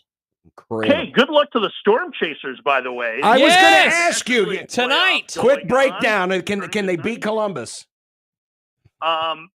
Columbus's pitching is pretty good. They have some I think Doug Nikhazy, the former Ole Miss hero, is one of the anchors of the Columbus rotation right now. It's an older team for Omaha. They're not like a prospect-laden squad. It's a lot of guys with experience.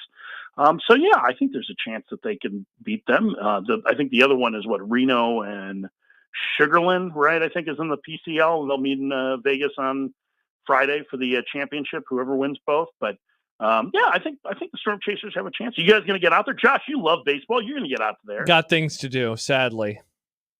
I'm busy. What? I'm busy. He's fine-tuning his binoculars. Yeah, you need a spotter, Mike? For what? I don't know. You're doing any games I could point at your charts for you. I can kind of handle that myself on baseball. I don't need the help. Well, if you need it, just let me know. I'm happy to help. Josh is trying to find any reason to get out of work. That's all. No, I'm trying to find reason to work. What are you talking about? This is a job. We're trying to get out of being here with us. Yet I still work when I travel. I didn't miss any days, did I? All right. Hey, when you talk to Stibbs, tell him that as a Party Down reference. Nice. Great show. Excellent. The new season was awesome. Bye, Mike. Thanks, Mike. Bye. There's Mike Ferrin, ladies and gentlemen. On the phone. On his phone. Did we ever figure out what went wrong with the old computer there? Yeah, I have to restart this computer, but I can't restart it because it's the main one that we need. Oh, that's perfect. So we can't play videos off of the stream anymore? It has to. Well, for today. I have to restart it after the show. Indeed it was. Tried to play one, but Nick had the thing turned. I just wanted to test it out. Indeed it was. He just said he has to reboot the computer. So what happened? It's there was this comment in our private chat. It's an issue with the flummoxer. Yeah, I was like, what? I don't know what these words mean. The flux capacitor. The controller? What is this, an Xbox? I don't know. I'm not an IT guy. Who typed that, you or him? It was Chris. Okay, yeah. In English, please. Work twice. I need to restart the computer. That's what I was told. All right. But I can't because that's kind of... We're on the air. Yeah. We need that computer. We'll be fine. Okay. We'll be fine. All right. It was. I hope so. How did this happen? How did the flummox capacitor I guess get it just broke? happens. He said the same thing happened in one of the production studios. It's just a thing. Interesting. You know what else is a thing, John? Nope. 1620, the email. What is that? If you subscribe, it's a great email, and the audio isn't all screwed up. Just put that new computer away, John. Well, I'm just. Go ahead. Wow. You're talking about 1620. Yeah, and you're opening up your computer over there. You subscribe today to 1620 the email on your new computer. And also, that's a reminder that if you subscribe to 1620 the email, you get early access to our $25,000 4-quarter pick'em. We got the email earlier today that said, get your picks in. But if you subscribed, you would have gotten that email yesterday. It's that easy, friends. You don't even have to restart your computer.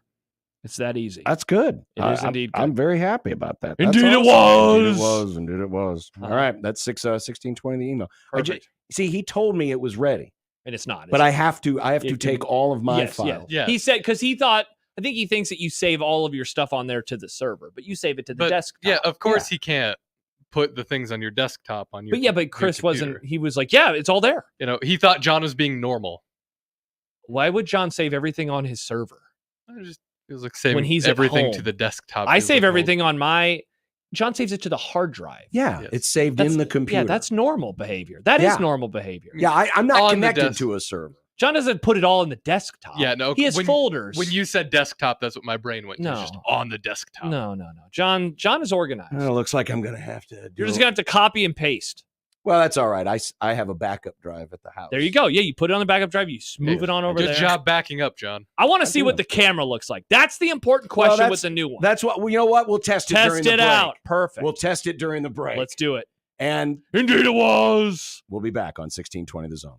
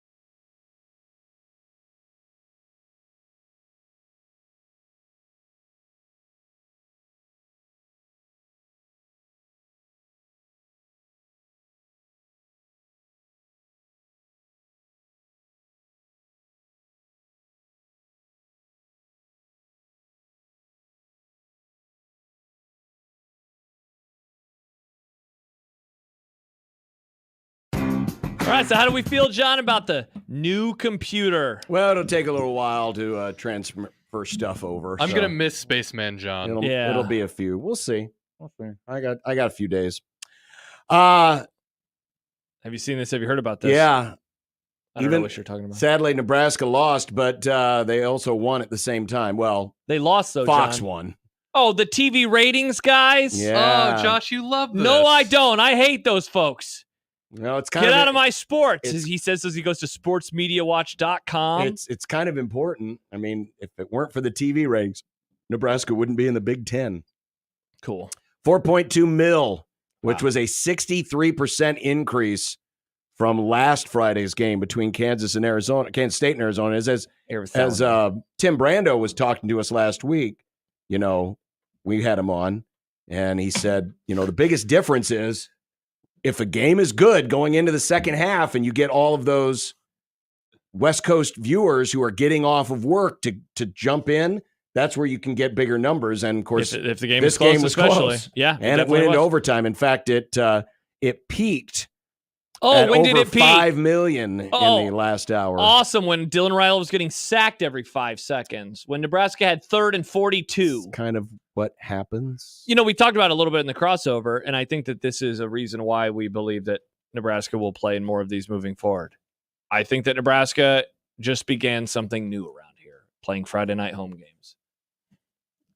Some people love it, some people hate it. I really enjoyed it. I thought it was great. I agree. It will lose. It will, just like everything else, it will lose uniqueness if you do it more often. But I'm not. You're not anti-Friday. I think the song says it. It's a great night for football. I think Troy Dannon and the administration are very cognizant of what it means to the business community and what it means to the high schools. That they're not going to say, hey, we're going to do this every year. No, but if it's forced upon them, or if a weird year shows up like this one where they played, it was a perfect storm, right, of homecoming games for all of their opponents. Sure. And then, it was like, hey, you got to play in one of these Friday games. Sure. Yeah, I'm with you. They're not going to volunteer. They're not going to say, we'll do this every single season. But it's definitely going to happen. It's definitely going to happen more often. So get used to it. And, at the very least, bask in the millions of viewers that you're going to bring in. And that'll happen. Speaking of millions of viewers. Yeah. CBS's rating for the USC-Michigan game. Yeah. First ever meeting in the regular season at the Big House between these two drew 6.3 million. I was one of those. It was the best 2:30 game in week 4 in a decade. That's a very specific stat. It's very specific, but you're trying to compare apples to apples. I call that a baseball stat. Nice. The hyper-specific ones. But you want to compare. You want to, hey, week 4, it's usually you're not getting a conference game. Now you are. Yeah. But yeah, for this time of year, that's a lot exactly of people. What the Big Ten wanted. Absolutely. They wanted to dominate all 3 of the TV windows. Big brands, as much good as they game, could. Went down to the wire, styles make fights. It was absolutely that. Michigan didn't throw the ball. Fun game. Very fun. I very much enjoyed that football game. I did too. Yeah. I did too. I didn't enjoy that Michigan won because But I missed out but the funny part is it's going to make people think that Michigan's actually good. They're not. No, they're not good. They'll lose. Yeah, they're going to lose. Yeah. They're going to lose. Michael Bruntz will join us coming up. Many people are commenting on the desktop thing. It was just a turn of phrase. I misspoke and said desktop. It's on the computer. Yeah, it's on the... John says, you guys do understand that even if the file saved on the desktop, it is saved to the hard drive. Yes. Yes. Nick thought that John saved everything to his literal desktop. Yes. Yeah. Because Josh said desktop. No, John has folders. John is very organized. I have a lot of folders. I've seen him go through his folders. You should see my folders. I got so many folders. I'm worried about your folders. Want to see my folders, John? I have a lot of folders and subfolders for my folders. You should see my subfolders. Tiger Shark Driver asked a question, or Diver asked a question that we can ask Bruntz. Can we beat the Purdue Nerds this weekend? Let's find out next, shall we? On 1620 The Zone.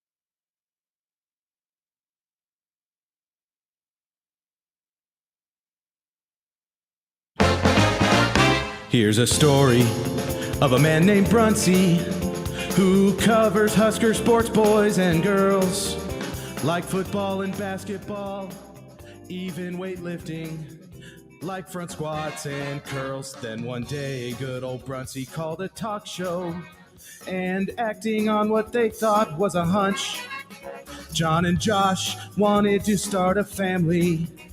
And now we get to talk to Michael Bruntz. It's Michael Bruntz. Michael Bruntz. Now we get to talk to Michael Bruntz.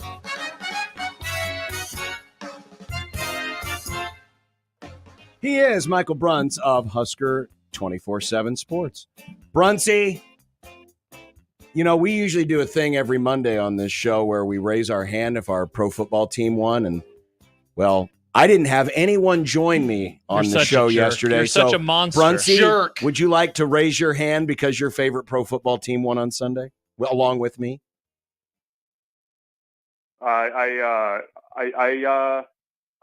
I'm raising my hand right now. There you go. Somewhat sheepishly. Yeah, I think exactly. that's fair to say. Fair. Didn't see that coming in Tampa Bay, but they got it done.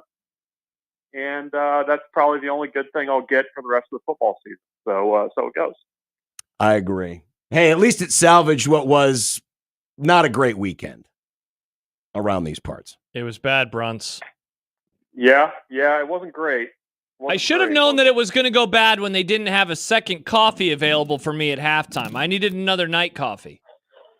Yeah, it was a bad second half all around, and the lack of coffee did not help. That stuff it's like church coffee up there, though. It doesn't really. No, yeah. At some point, it's diminishing returns. Yeah, excellent point. It usually does end up that way. So Rule alluded to yesterday, and you were there in the room for the press conference, that maybe there were some guys with their heads down this week around the program. Should that be a concern? It seemed from what he said that there was kind of a lingering hangover and beyond the 24-hour rule. And that's a little bit of a concern. I mean, I think, when a team kind of has that first loss and things don't go the way that they would have liked, and definitely the way that game kind of played out in the second half and overtime, I think you do have to be a little bit concerned about what I guess kind of the after effects of a loss like that are. You would hope with a veteran group that you'd be able to shake that off a little bit. And, the thing too, Rule had talked before they had really practiced. They hadn't gone out, and, Tuesday's kind of their heavy day for hitting and competition and stuff like that. It seemed like they were a little bit more dialed in, but just kind of the circumstances of that game, the fact that it was Friday night, I mean, it kind of just, you had the extra day to kind of stew about it. I'm sure there was probably a little bit of that, I'm sure it stung a little bit. I mean, I don't think there's really any way to put it. I mean, you came into the season thinking you were going to be a physical, defensive-led football team, and it didn't play out that way on Friday night. And I think there's probably some bruised egos over there. Bruntz, what do you attribute the running game woes to the most? Well, I think teams have kind of been daring Nebraska to throw the ball, and I think Nebraska's somewhat willing to do that. I think part of it is kind of trying to find some things that Nebraska can do that don't involve the quarterback run game to create running offense. I mean, we're talking about that a little bit today, that, I think a lot of teams are probably going to follow the lead that Illinois had, where you put a five-man front and move guys into the box and kind of force Nebraska to beat you through the air until they don't. And I think that's kind of, what I would attribute it to there. I mean, I think you have to be a little bit more bullheaded and, continue to pound away at it a little bit. But, I do think part of it is that Nebraska has the ability this year to actually do some things through the air. And the game plan and the way the game kind of played out against Illinois kind of follows that. But I mean, when you kind of go back to how do you play complementary football, can you salt away close games in the second half? I mean, you're going to have to find something that you can go to on the ground and, do it a little bit differently than you did last year, because you don't have that threat with the quarterback run game that makes things a heck of a lot easier. Michael Bruntz, Husker 24/7, joining us on the 42 Degrees The Source hotline. Micah Mazuka's status for Saturday will be blank. Shoulder shrug. Yeah. I mean, I don't know that we got any clarity on that. After several questions, I mean, he was in the game, on the field goal stuff, and didn't play on offense. Matt Rule said he was still working through some things. He's not hurt if he's in there. I mean, I think it's, we'll see. He was mentioned as a guy that, he had played some tackle or could play some tackle if they really needed him to. So it's one of those things where we I think are going to have to just wait and see what happens on Saturday with them, because, with the difficulty that Nebraska had running between the tackles and especially the interior, I feel like he might be able to help there. But, as Matt Rule says, he's working through some things, and I guess we'll wait and see what that actually means for Saturday and how far he's worked through them. Speaking of shoulder shrugs, do you think that we're going to be doing that with the running back rotation throughout this year? Because, I know that later on, John and I are going to explore, which running back we think is best. I know that there was plenty of debate about that in the offseason, and there still is now. I guess I was stunned that Emmett Johnson didn't play, is ultimately where this kind of leads. And I know that's not a question, it's just more of a statement.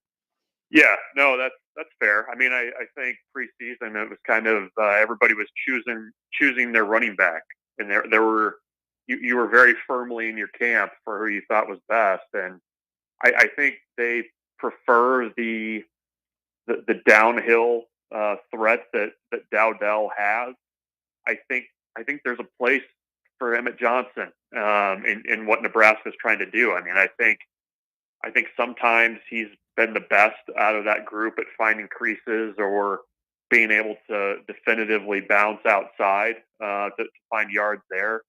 And, I think that's kind of what Nebraska's offense needs right now is you need that guy on the ground that can, take what would be a 3 or 4 yard run and turn it into a 12-yard run. I mean, they just didn't have that against Illinois. So I agree. I mean, I was surprised that he wasn't more involved. I forget who it was, if it was Matt Rule or somebody today that said that they kind of needed to get him more involved and get him out there. But, Emmett Johnson has always been the guy that, it seems like good things always kind of happen when he's in there. I just think Nebraska needs to probably explore that a little bit. I think there's room at the table for him with Dowdell and Ramir Johnson too. I don't think Rule was surprised. In fact, he kind of sounded the alarm bell midway through fall camp or training camp about the nature of the place kicking position. But do you think that some of the other special teams issues are a surprise to him through 4 games? Well, let's go down the line. I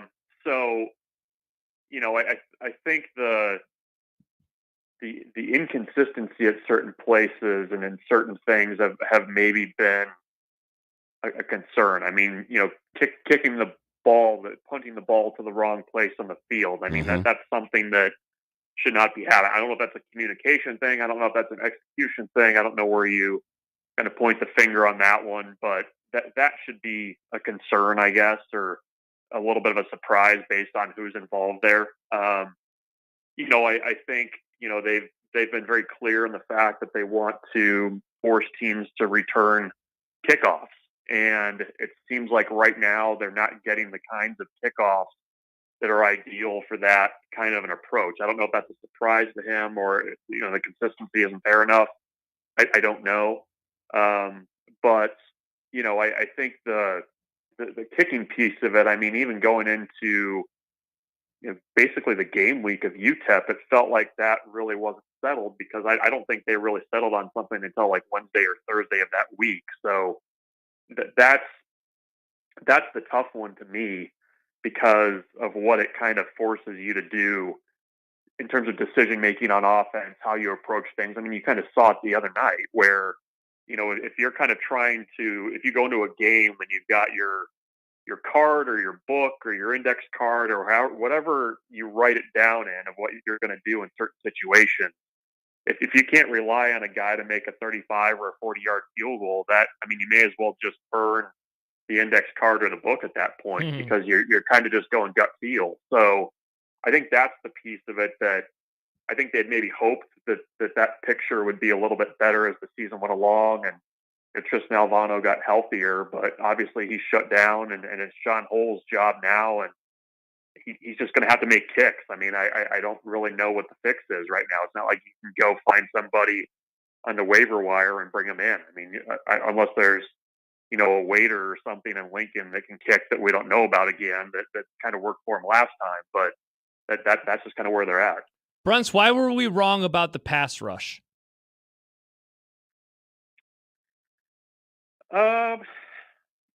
I think, I don't know.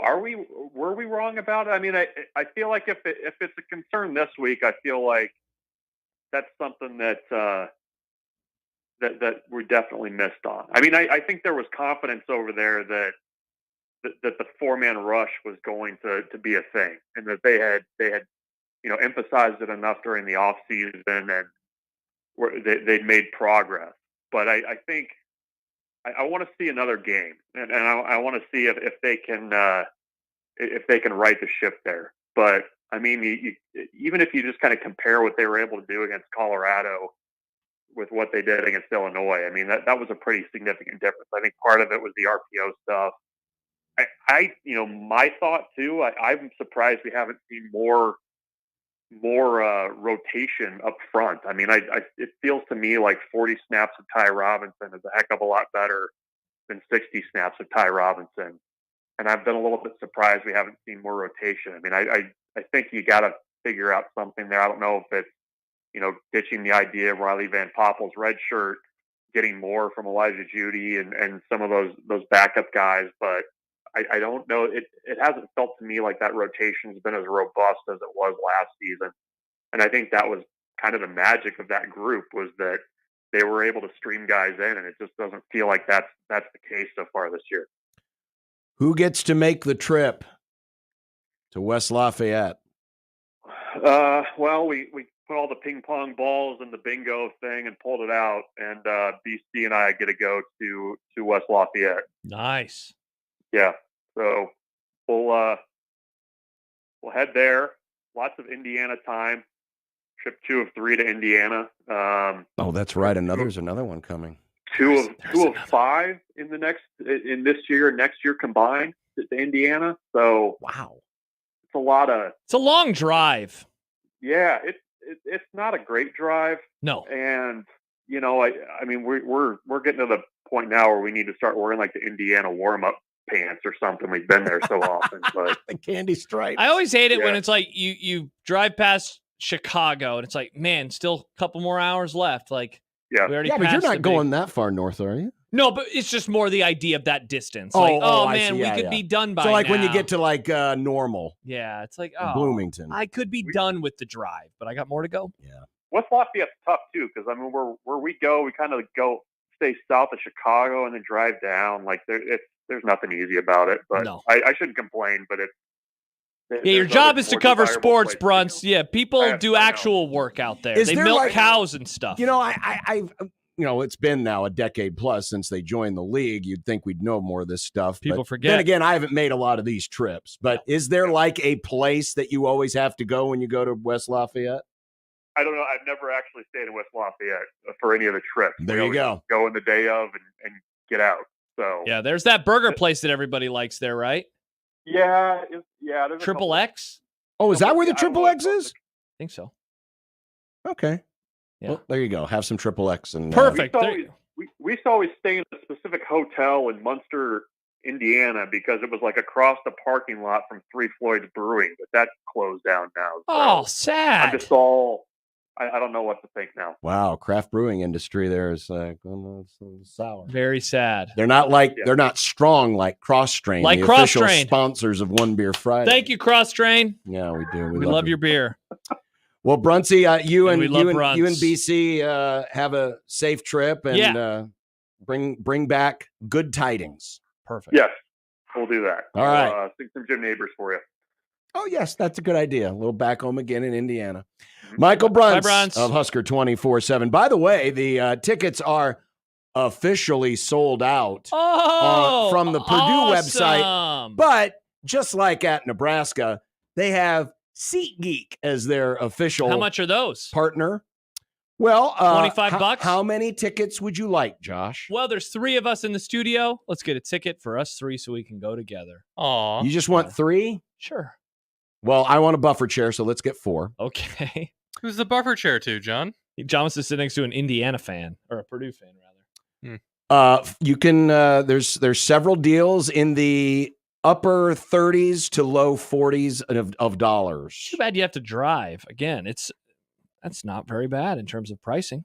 But yeah, they're listing the game as a sellout. But if you're looking for 4, you can get 4 seats together for as low as $31 total or a piece. Oh, actually, no. Is that 24? Yeah, it's 24. Well, it's $24. They're all listed as amazing deals. That's sweet. Speaking of amazing, we have a couple of amazing questions and comments from the YouTube chat that we can read when we return, including one about the game on Saturday and what happens if they lose. Oh, we can explore that when we Well, return. they're not going to, because Nebraska's going to win. I guarantee it. But if they lose, well, I know what's going to happen if they lose. John has to eat mayonnaise. That's the noise you're going to make.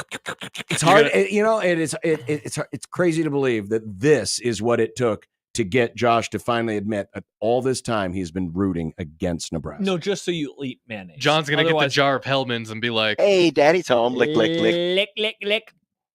Johnny's home. Unbelievable. Lick, lick, lick. John, you know what? I want a hidden camera on you watching the game and rooting for Purdue. I would never do such a thing, except for if you eat mayonnaise. It will be quite the silver lining if they lose. Listen, I'm just Week here for of the hell content. shows, but you have to eat mayonnaise. There is no silver lining. No, the silver lining's the mayo. It's a white lining. A goopy white lining. Goopy lining. We will we'll have that, and we will have a look at the running back room and the poll question we asked today. Yeah, about it's a which fun one room. do you trust on 1620 The Zone.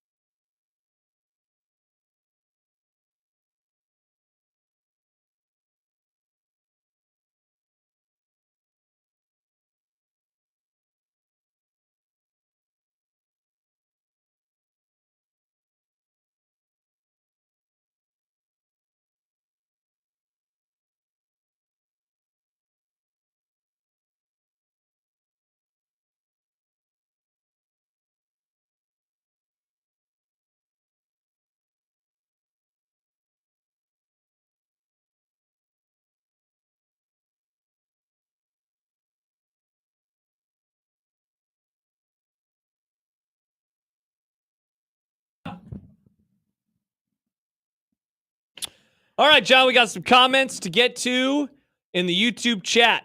Well, we also have a reminder that you need to get your picks in. Yeah, get them in, For 1620 The Zone's $25,000 4-quarter pick 'em. Get 'em now. We have a winner. He is Bob, Tim, Jim, Sally, Ray. I'm just making sure that this is the one I'm supposed to say. Yeah, it's the one from earlier. Oh yeah, Chip Chip from was Omaha. Not scared at all. Good job, Chip. Chip from Omaha joins Chocolate? Last week's winner, Kyle from Lincoln. Kyle. And Kyle and Chip. That's a I Smell sitcom. And no one picked all 10 correctly. So apparently nobody who got enough right picked Nebraska. Although one of us from our internal zone pool is currently leading right now. Yeah, let's instead of being a braggy brag, Nick, let's maybe look at this more from you braggy brag all the time. As a team, our show is doing better than the morning show. From that perspective, you love to braggy brag. Hanley is 12-8, Jimmy is 11-9, and Gary is 10-10. So we're whooping that ass because we're all above 500. And yes, Nick is slightly ahead of everybody else. Congrats to Nick. Thank you. Congrats to Nick. That's what happens when you are a contrarian. Now you can talk about that one overtime you successfully called. Super Bowl, Nick, only the most famous football game in the whole world. Only the most famous football game in the whole world. But anyway, go to 1620thezone.com and get your picks in so you have a shot. It's absolutely free. Yeah. Absolutely free to enter. Pretty There's cool. no other strings attached. You just go and you make picks on 10 games.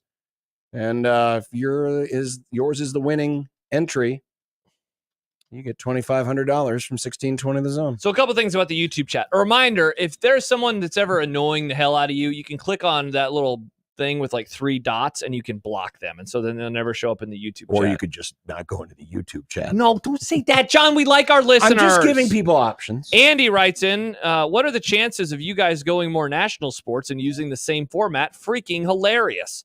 Look at that. What a comment. But then I don't want to turn into like the odd couple. No, how would we use the same format if we're talking about Nebraska football? I think he means like the same format of like, the show. Oh, yeah, we do things. I think we can go national. We could do it.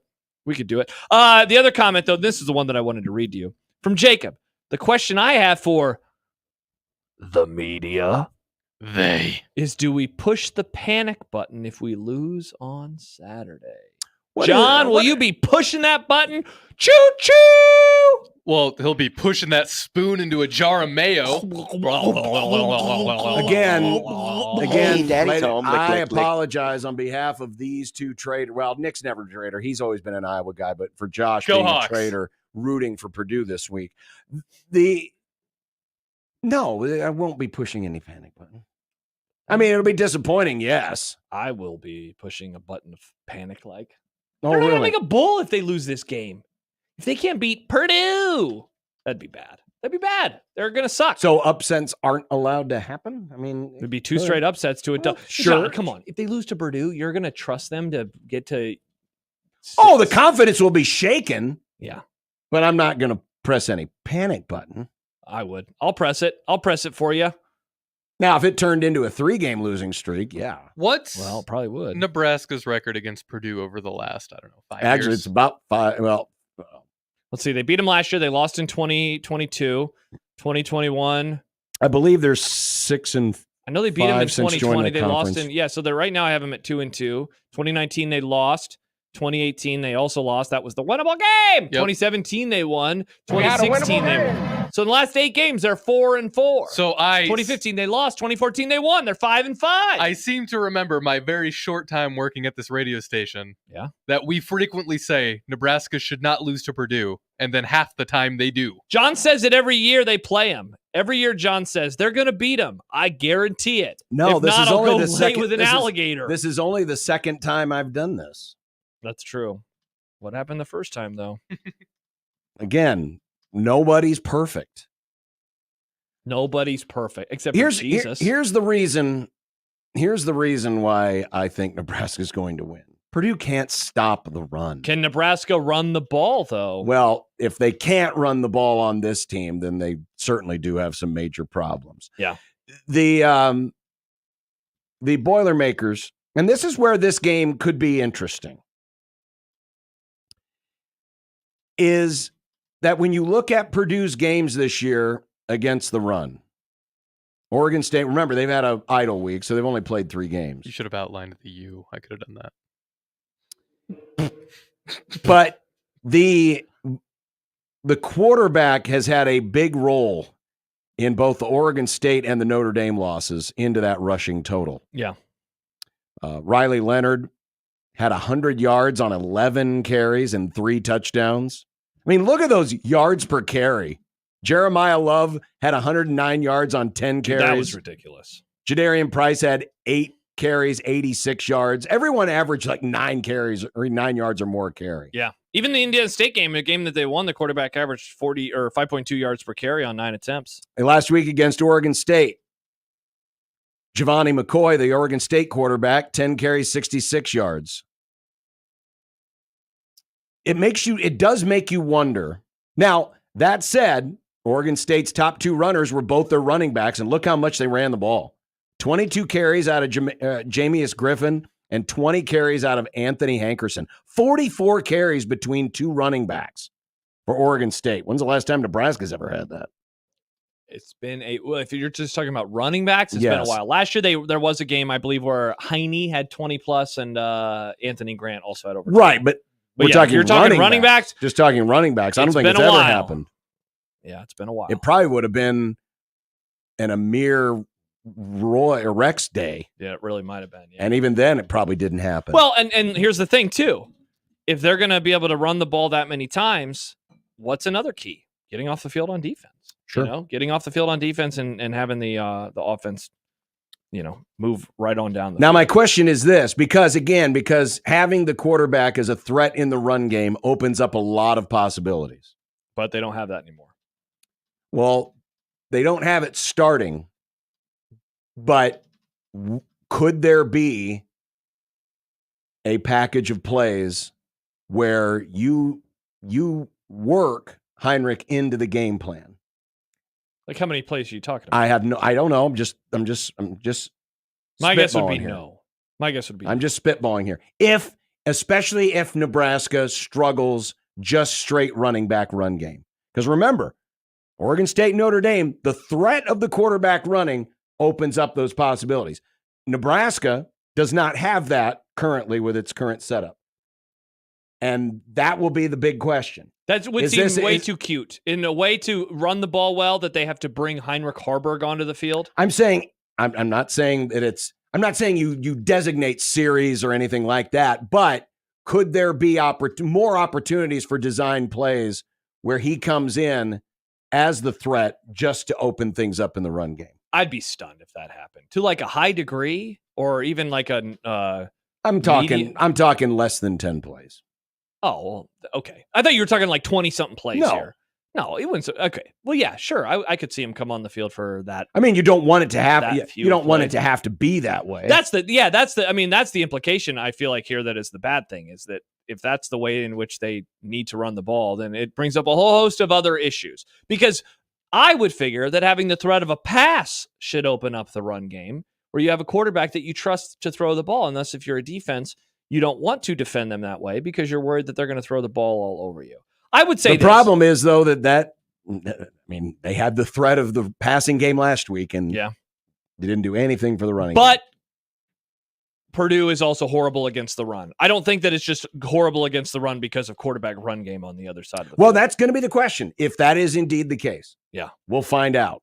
Because I would guess that Purdue is going to try to replicate some of what Illinois did, and that is, okay, we'll try to make Dylan throw into tight windows, and we're going to bring 8 defenders down into the box and just try it and just suffocate. And try to put pressure on him. Joel says, how many times in the last decade has Nebraska struggled to run on a team that, quote unquote, can't stop the run? Pessimistic Joel fully expects them to run for 63 yards on Saturday. That'd be an issue. If you can't run the ball on this team, that is a major red flag. I mean, obviously, like we talked about a second ago, push the panic button if they lose. Yes. In my opinion, yes.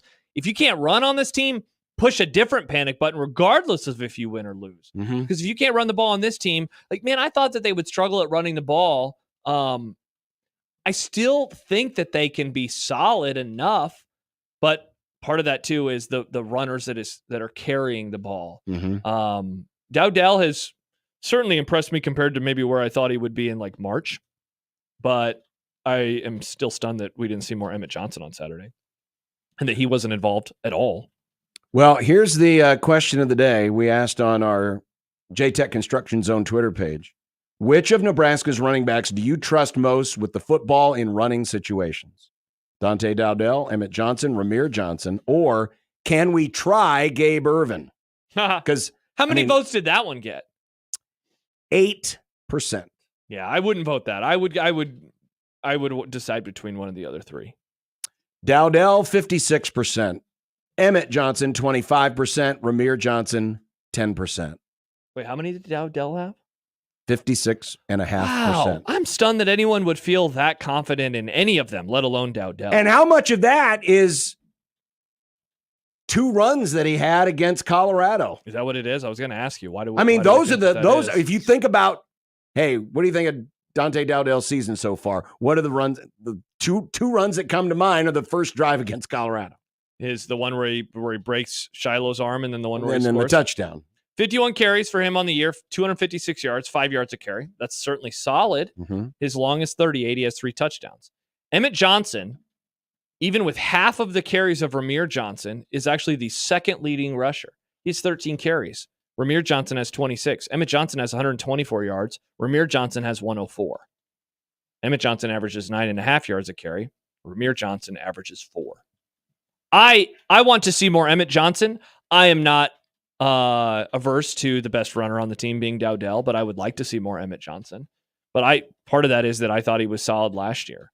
You know, one of the things that we talked about a lot in the offseason was like, what's the number of rushing yards that Nebraska's leading rusher needs to get to for the offense to be okay? We often pointed at about 60 to 70 yards. 60 to 70 yards. Right now, Dowdell, 256 divided by 4, is averaging 64 yards per game on the ground. So he's right in the middle there of being a back. But the other guys have to factor in too. You can't just average 65 yards rushing in a game as a team. No. So you've got to have contributions from everywhere else. I want to see more Emmett this weekend. I think that this would be the perfect game to give him the ball and to maybe find out more just from the running backs in general. You know, but from those 3, I think, I don't know where you're at. I guess you haven't even answered this. Are you with me on Gabe, or are you also someone who says I want to see a little bit more Gabe Ervin? I just don't think that he's the same guy he once was. I think he's been too banged up from the injuries. He's probably not. To me, it's almost a break glass in case of emergency. If you can't get anything going with the other 3, then what does it hurt?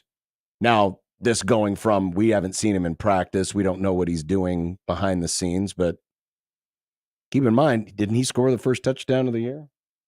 Who? Gabe. He did. He scored the first 2 on the ground of the year. Yeah. Nebraska right now 89th in the country in rushing yards per carry, 4.1. And yes, I know sack yards come off of that, but hey, man, it does for everybody else. Even without that, it's not like it's going to change a whole lot. But that has to improve. Now, if you're looking at it from yards per game, not yards per carry, Nebraska 87th. And, you know, we did the whole math of what's the path to 5,000, right? Well, it looks like right now. Oh, yeah. Where are they on that path? On the path to 5,000. How many yards a game are they averaging? So far, so total offense, Nebraska is averaging 402 yards. So they're on the path. Yeah, 402 times 12 is 4,824. They're very close. They're close to being on the path. They are averaging the exact it's one less game, but they're averaging the exact same number of yards per game as Georgia. Wow. Yeah. Interesting. Let's think about that in our breakdown of the Georgia-Alabama game on Saturday night. Possibly. Interesting. But that's where, so yeah, they're on that path. And a lot of that is because Dylan is probably overshooting some of the expectations in just terms of raw yards. I would say so, definitely. He was close to 300 on Saturday. Right.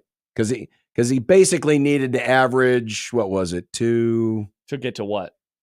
Well, if we were trying to get the math down, for a 3,000-yard season, he has to average. It's 250, right?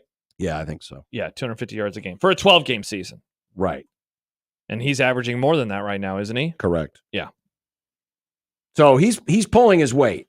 Now the question is, can other people? Can the running game pull its weight? Keeping in mind that the easiest games are behind them. Correct. This is the last of the easy games. Yes. Theoretically, the easy games. Yeah. Everything else after this, I mean, the sledding is going to get more difficult. Much. Rutgers, not going to be easy to run on. No. We already know Iowa's going to be a bear. Ohio State. A hawk. Even Wisconsin. As poor as they have been. Kenneth points it out, though. It's a winnable game. It's a winnable game. We had a winnable game. It's a winnable game. We had a winnable game. Hard to argue with the guy. Well, that's where everyone sits right now. I'll be curious to see where this is in another week or two. The running game? Yeah. Oh, yeah. But I'm with you. I would like to see more Emmett. Honestly, and I don't know how they would decide to split this up, but I'd just like to see someone in there and just let him go for a half. Yeah. Well, they have. It's Dowdell. Dowdell's the guy that they have let go. Sure. He had 20 carries. He did. So we saw that. Dowdell, make a place for Emmett, in the words of Brad Sham, 2002. Make a place for.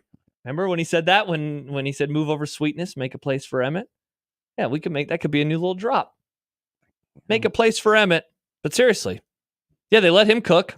It's fine. He's a fine cook. Don't you want a chef though? Maybe Emmett Johnson can be the chef. You would like. We could call him the chef. You would like. We could, Nick. We could call him the chef. Well, coming up next, we're going to go to the market because we have some hot takes. Oh, I have some takes. You have two hot well, takes. mine, two hot takes. Mine's going to be basically based on this conversation. One of mine is going to be basically based on this conversation that we just had. You think Nebraska's running game is awesome? That would be a hot take.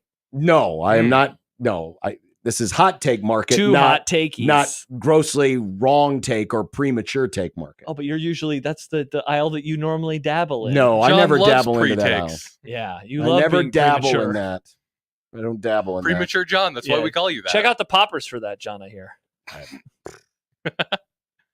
Don't. Stop it, Nick. You sound like a cop. Yeah. Don't. I have a mustache. And you're not being very convincing. Don't do it. Yeah, you're you're really being not. very Stop convincing. winking. Don't do it. Also, still to come, Stephen M. Sipple. I can't wait to talk to him. About poppers? No, about Nebraska football and not basketball. It's going to be a good conversation. 1620 the zone. Nick Grum with Circus Sports Iowa. Another week of football came to a close last night, which means it's time for you to prep for next week of college and pro football. With tight money line splits, live in-game lines that update every break, and many, many props, Circus Sports Iowa should be your go-to sports book anywhere in the state of Iowa. Let's start with Thursday night football. The tight money line splits have the Giants at plus 216 to beat Josh's Cowboys. On the college front, we just talked about Nebraska and Purdue. Nebraska minus 365 to beat the Boilermakers on Saturday. And these are just a small sampling of the games waiting for you right now on the Circus Sports Iowa app. And when you do hit a lot this weekend and all season long, Circus Sports Iowa won't even punish you by limiting your account like some of the other guys like to do for winning. Pair that with the fact that they offer you the exact same kind of hospitality on the app that you get from them in Las Vegas, which I can speak from experience, it's fantastic, then it really does just feel like a no-brainer. Download your new sportsbook today. Download Circus Sports Iowa. If you or someone you know may have a problem with gambling, call 1-800-238-7633.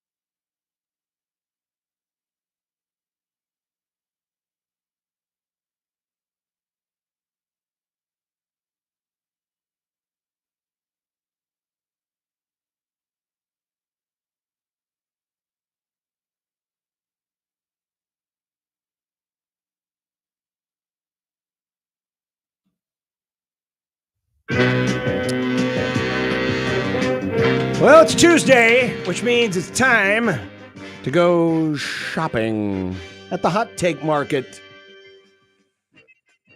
Well, I'm going to actually repeat a refrain I had from yesterday. I believe I said this on the Grum yesterday, but it is a hot take that I believe. Okay, give it to me. And it's not going to make people happy around here. Give it to me. The Colorado Buffaloes will make a bowl game. Oh, John, you jerk. It's a hot take, I believe. Now, let's take Doritos, Nick. I actually agree with him. Let's take a look at the rest of the schedule. Right now, K Ford's got Colorado at 5.8 wins. So is this really a hot take? I guess you're just saying that they'll do what the math says. I think it would be a hot take for a lot of people around here. This isn't the math take market, John.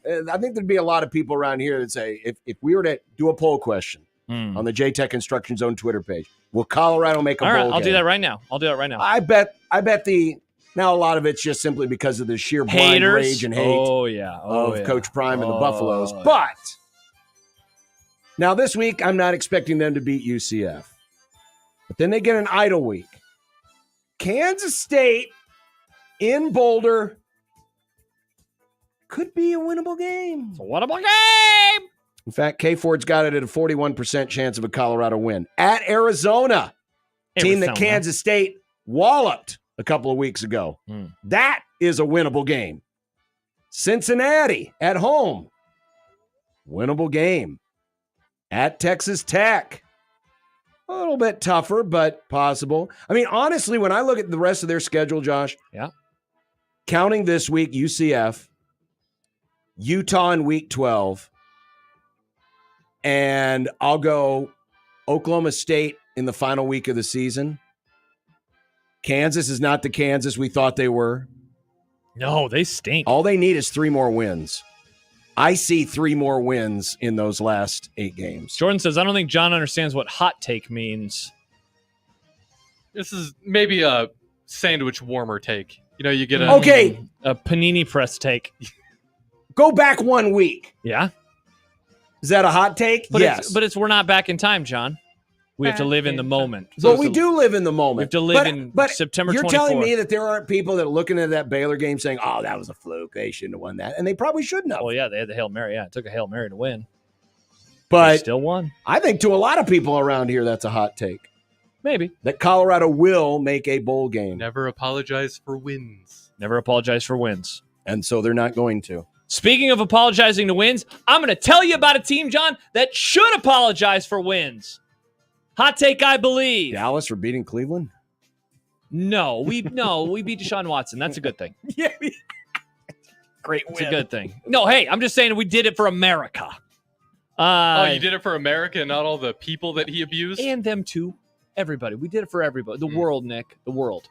No, actually, this is the worst Chiefs offense under Mahomes. You know, everybody said that about last year's team. Is it because Travis Kelce is... Travis Kelce... He's got that relationship with. This hot take should have just been, I'm going to disrespect you. He stinks. He's bad now. He's old. He's 100. He should probably retire and go make money with his podcast. I mean, we knew that before. He just happened to just goose that. The Goose Boys. That playoff run just enough to keep him from stinking up the entire place. Speaking of stinking, you smell that? Doesn't smell right with the Chiefs this year. Wow, that's no way to talk. The Swifties are going to be very upset about this. They can settle down. I'm told that she's good with her John, hygiene. have you seen this? Have you heard about this? You know the combined record of the teams that they have beaten this year is 2-7. I mean, the Bengals are 0-3. And every game has gone down to the wire. On one hand, they're winning these games. Shout out to you. I'd rather win than I'd rather lose. It's more fun to win than it's more fun to lose. And yet it's taken every bit of 60 minutes to beat teams that I think are average to bad. I mean, Cincinnati, they lost again last night. They stink. They're 0-3. The Ravens, congrats on beating the Cowboys. You ran for 1 billion yards. Everybody can run for 1 billion yards on the Cowboys. And they beat the... So you're out on the Ravens. Is Cincinnati stinky? Because they did put a lot of points up. Congrats. How'd their defense do yesterday, Nick? What the hell's happening with this team? Travis Kelce, going back to him, 8 catches, 69 yards. Nice. No touchdowns. Mahomes doesn't look like himself. Something's going on here, and I am a foot to it. I think I know who Game Dog is. Disrespect. Yeah? Read his last comment. Oh. I think I know who Game Dog is. Oh, interesting. I don't think it's that person, Nick. Well, so the hot take is that the Chiefs are bad? I think so. I kind of think so, yeah. No, they're not bad. They're not going to win the division because the Chargers are. I think. How did old the artist form his San Justin Diego Herbert do against? got injured. Mr. Mid. They weren't scoring with him in the game. Pittsburgh was shutting him down. They had 10 points. Josh, I agree with you because as everyone in this room knows, a great quarterback can prop up a bad team. Nice. No, they're going to make the playoffs, but I do not think that this is going to be a team that makes a deep run. But I've been saying that for months. You also said this last January. No, I picked them to go to the Super Bowl after they beat the Dolphins. After they beat the Dolphins. They had to beat the Dolphins first. It was like shooting fish in a barrel, though. It was negative 17 degrees. People were losing limbs. It wasn't even a fair game. People died. All right, another hot take. Is this going to be hot, John, or is this going to be like icy cold? Well, to the analytics John nerds. Elway was good. To the analytics nerds, this will be a hot take. But the Michigan Wolverines and the Iowa Hawkeyes continued to prove a long-held football axiom that the traditionalists believe, but the analytics people are like, well, actually, you can throw it all you want, but you still better be able to run and stop the run. And that's exactly what Michigan and Iowa did last week. They combined for 94 passing yards. Iowa won going away. Go Hawks. And Michigan beat USC. So what's the hot take here? The hot take is you still better be able to run and stop the run in today's college football, or you ain't winning. See, not to pick on your takes again and judge the temperature of them, but I feel like this is pretty obvious, right? Like passing the balls down across the board. It's about running the ball again. Well, that's it's in the 1962. NFL. That's the I hate NFL. that. We're not talking. We're talking college football. College football. I mentioned the Iowa and Michigan teams, not the Michigan Panthers and the Iowa Barnstormers. Talking about the remember the Wolverines Barnstormers and the Hawkeyes. I mean, when you look at these numbers, first of all, why didn't USC run the ball more? Miller Moss attempted 51 passes. A lot of dropbacks. Jaquavius Marks rushed it 13 times for 100 yards. 13. It's not very many. That's Their a lot of number yards, two though. back, Quentin Joyner, 3 carries for 23 yards. They both averaged 7.7 yards a carry. So what the hell were they doing? Meanwhile, Michigan again. Alex Orji attempted 7 passes. Because he sucks. 12 passes. Guy can't throw the football. He can't. And then, God, does Iowa actually have a really good running back I know, again? for the first time in a while. He looked good. 21 carries, 206 yards. But yes, even in college football, and Nebraska saw it too. Yeah, I thought this was going to be a Nebraska-based hot take. Well, we just got done talking So about it's the running run game. the freaking ball, Nebraska. Be No, like it's Iowa. still about running the ball and stopping the run. Everyone should be like Iowa. Those teams win. Win. Plus, Iowa throws the ball now. Hot take I could be talked into, Nick.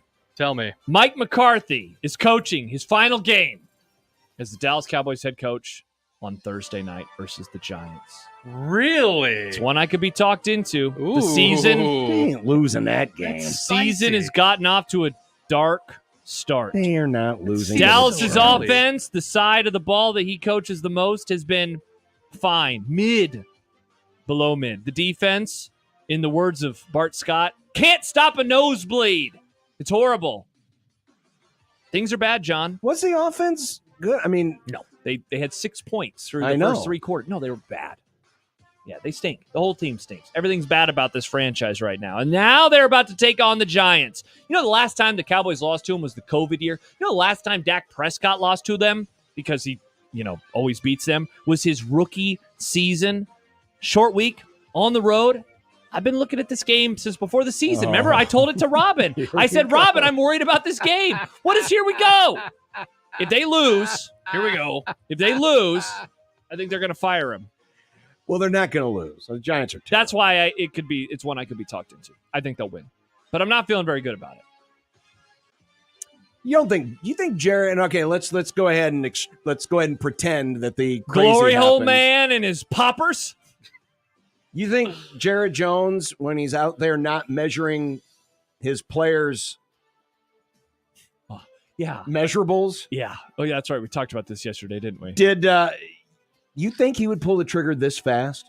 And it's a Thursday game. You get the extra week. but then here's my question. Who's hire? Right. Yeah, exactly.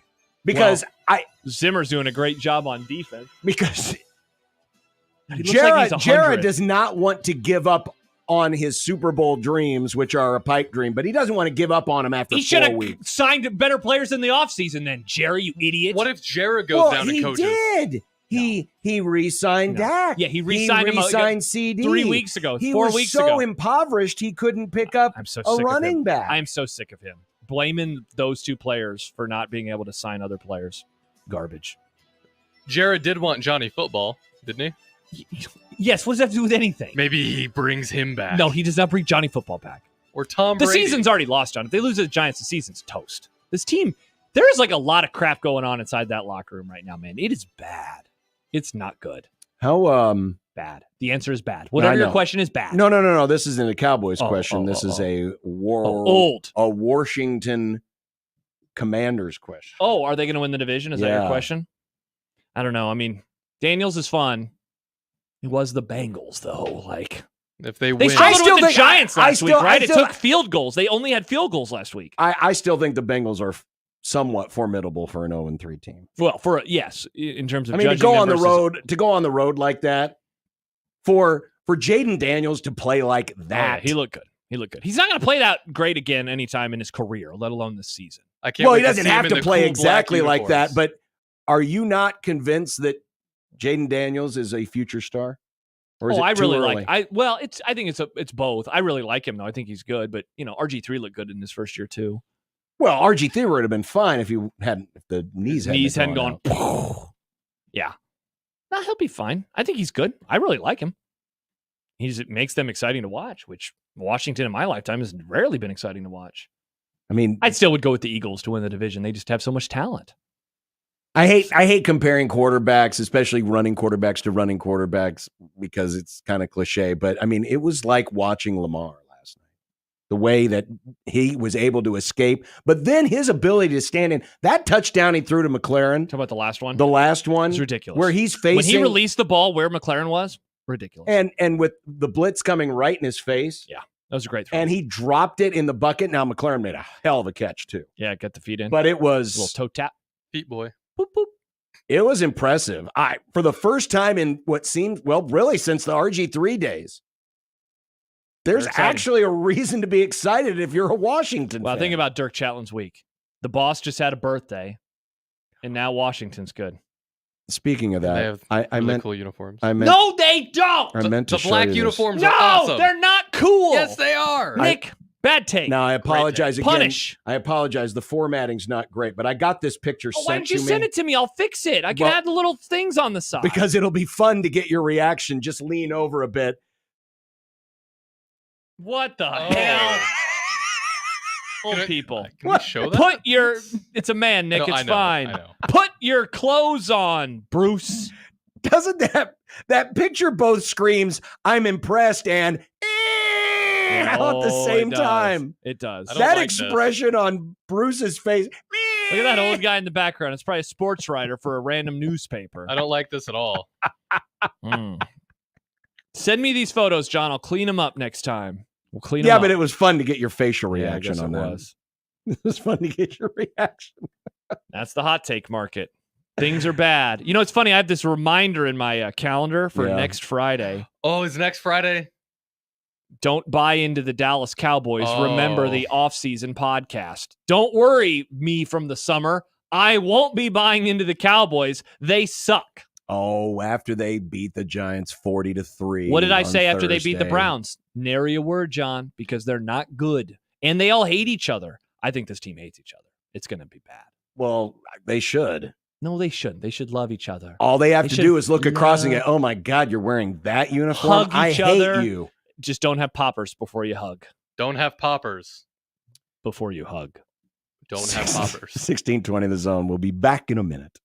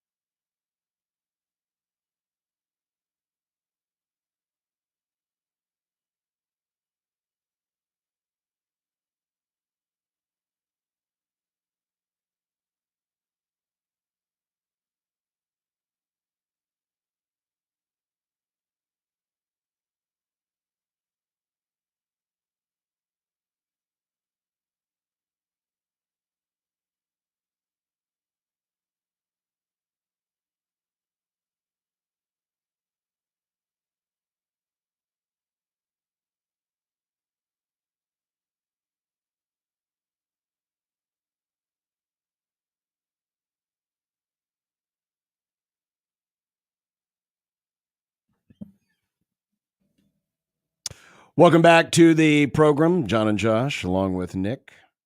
Hi. Very good. Very good. That's me. I'm Nick. It is Nick. Congrats. We figured it out. Jeez. It's been quite the day. Why is that? Well, you got a new computer. Yeah, and I'm learning real quick that John already hates it. I don't hate it. I hate the process. See, this is why I don't like moving. I don't like anything. It just throws off everything, and it feels like you're never done with it, and it seems daunting at the beginning. And by the time you actually do complete the process, so much time has passed that it feels like you've wasted everything. Yeah. I hate it. Yeah. I hate moving, and I hate getting new computers. Well, hey, think about it from this perspective. When you get home tonight, you can just continue to work on it over and over and over, and then it's like you're not having a night off. Also, this one screen isn't being held on by a bunch of tape. Yeah, it's going to be sweet, though. You know what, though? I'm good with the tape as long as the machine works. Are you going to miss tape computer? No. Well, I'll miss it because I guarantee you what's going to happen is I'm going to realize, oh, crap, this didn't get done, and this didn't get done, and it'll be okay. Yeah, it'll be okay.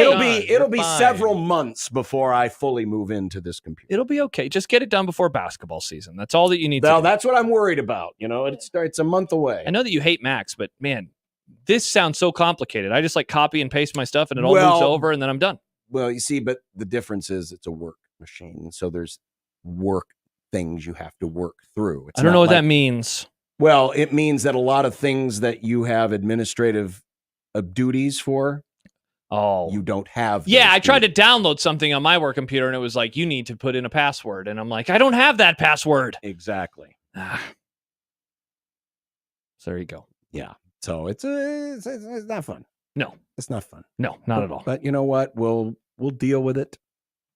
We'll deal with it. We'll be there, and that's it. Oh, Frank! I just noticed Frank Caliendo, friend of the Connor Happer show. Yeah. So I tweeted out a picture this morning. So they gave Ryan Kalkbrenner a camera yesterday at Creighton basketball practice, and he just went around shooting random pictures. Most of them weren't great pictures, but he took one of Creighton ops man Jeff Vanderloo, who is notoriously famous for just being a very direct, sometimes grumpy guy. Oh, and reminds me of somebody I know. He's standing there, and remember that picture I took of Stibbs a few years ago with Shane in the background? When Shane in the background, and he just Stibbs had that death stare. All-timer. Lou's got that same death stare. All-timer. So yeah, and it's a perfectly framed picture. So I tweeted out this morning. I said, I want this pic as the cover of the Basketball Media Guide.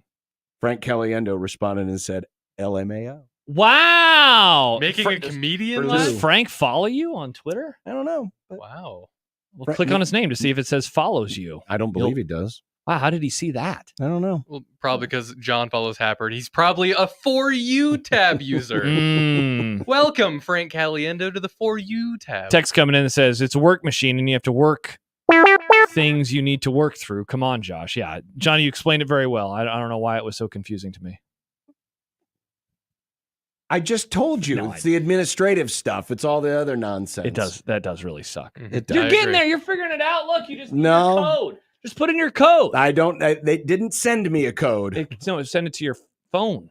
That's a text code. Yes. It sent you. It didn't send me that either. Oh, okay. Well. We know it didn't go to John's phone because we didn't hear. I haven't heard that in a while. John's phone's over there now. He leaves the phone so far away. Oh. It's all the way over there. I don't know why I left it there today. Oh, okay. It just kind of happened. Well, that's all right. You know what else kind of happens? Steve Sipple. Yeah, and Steve Sipple. Yeah. Plenty to get to when it comes to Nebraska this weekend. They lost. We're talking about it. They lost. We're talking about it. But it is the happy hour coming up. Oh, that's fun, though. We don't have to play the sad music. No, we don't. John will figure out his other work computer more and more. Everything Probably will be not. fine. John. It'll be Probably fine. not. Oh, see, there you go. No, it didn't send. That's the problem. Can you send it to a phone? Can it text you? Do you not have your phone attached to your Twitter? That's what I do. I get a little texty because that was an email code. Yeah, it's weird though. Why wouldn't it send it? It's almost like it doesn't trust me. Oh, interesting. It doesn't believe me. I believe you, John. I believe in you, and I believe you. We'll believe in Sip next Let's on do it. 1620 The Zone.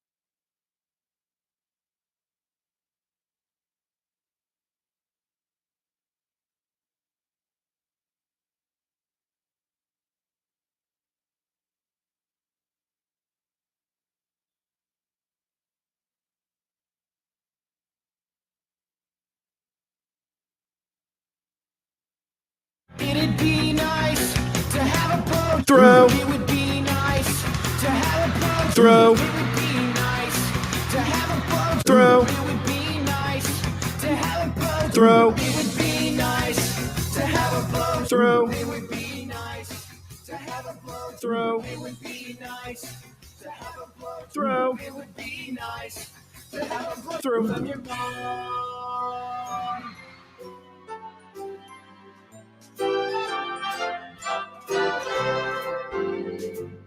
Sipple the snowflake is one old triggered soul with reading glasses sitting on his nose and takes that really blow. Sipple the snowflake deserves a mouthpiece to the face. He says LeBron's the GOAT and Steph will choke. Then he runs to his safe space. Hey, we gotta be careful here. He tells us when we speak, but when 10 games air in a day, he thinks that's too many. Oh, Sipple the snowflake says words like mature. He's a blogger now and an honor too, and also really old. Well, this is the happy hour, and we have some happy news to share as we welcome in our friend Steve Sipple of HuskerOnline.com. Good afternoon, Sip. Hi, guys. How are we? Good. How are you? Well, wonderful. Wonderful. Well, we have happy news to share. You'll recall that last year, Josh was very sad to learn that his time was not accepted for the Boston Marathon because they'd changed some parameters and he didn't quite come in. And, well, Josh, would you like to share your happy news? I learned today that I'll be running in the 2025 Boston Marathon. Congratulations. I mean it. Thanks, man. Now, there is a caveat here. Oh. Well, John's paying for the whole trip. Thank you, John. Oh, hell no. What a guy. And Oh, Sipple's chipping in, too. Super nice of you, John. Yeah, what a guy. He's an amazing friend. The damn thing is sponsored by Bank of America. I thought they were paying for it. They should, yeah. But I noticed here on your congratulatory letter, it says that your entry has been accepted, provided that the information you submitted is accurate. Yes. What if you misspell Peterson and you spell it like Steve Peterson? That would be a bummer because I'd be related to him. And be kicked out again. That would be bad. So you might want to make sure that someone is looking over your shoulder and checking dotting all the I's and crossing all the T's. It's all there. I am indeed a United States citizen. That is indeed my birthday. There we go. I think I'm good. This is exciting. When is it May 1? Is that when it is? No, this year it'll be April or next year, April 21st, the day after Easter, actually. Yeah. So we'll be in Boston for Easter. So okay, that'll be fun. Yeah.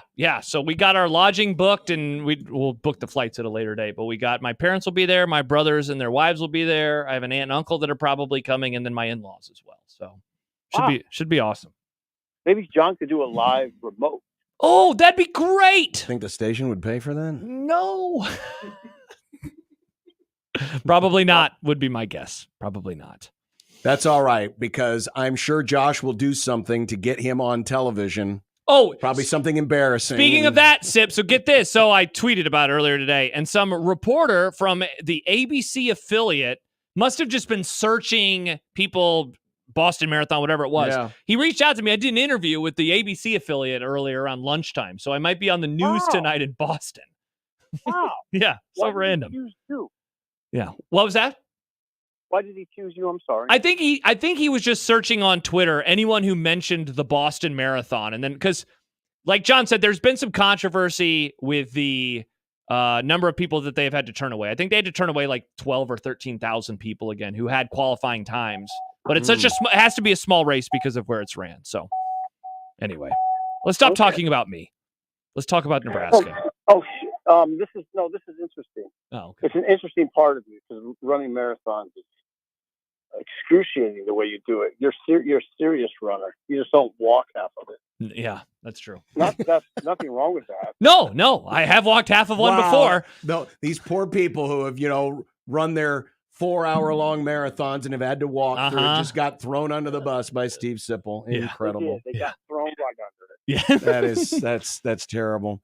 It is terrible. It's going to hurt a lot of feelings. Oh boy. There we go. Tony, I want to play some audio, Sip, as we start.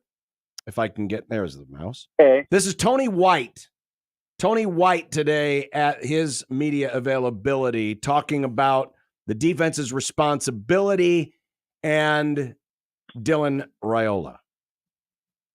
Bring that up for me, Nick. Thank you. The freshman QB over there balling his ass off. You know what I mean? You scored 24 points. You need to help his ass. You know what I mean? So that's on the defense. You know. Interesting. Bringing that up, and he's right. I mean, Nebraska, if they just averaged 24 points a game last year, would have won 9 games. Mm-hmm. What'd you think, though, of that? I mean, it seems like there's been, as this season has gone on, a more concerted effort across the board from the leadership to point out, hey, man, you got this talented freshman who's doing this and doing that, and the rest of us got to carry the load. To me, what it signifies is this sort of shift in the conversation. Mm-hmm. Quick shift. I mean, we're only 4 games in, and the conversation has become that the main reason for optimism is Dylan Raiola, and the main reason and optimism for Nebraska football is Dylan Raiola. Whereas going into the season, not that long ago, it was the defense, and that's if it was that, if it was still that, we wouldn't be worried about Nebraska beating Purdue.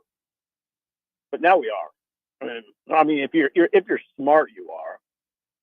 There's still a lot of people that live in the past and think it's a walkover game and all that. But it's a very. I mean, what's really transpired is fascinating. If you could divorce yourself emotionally from it, which I don't have any problem doing.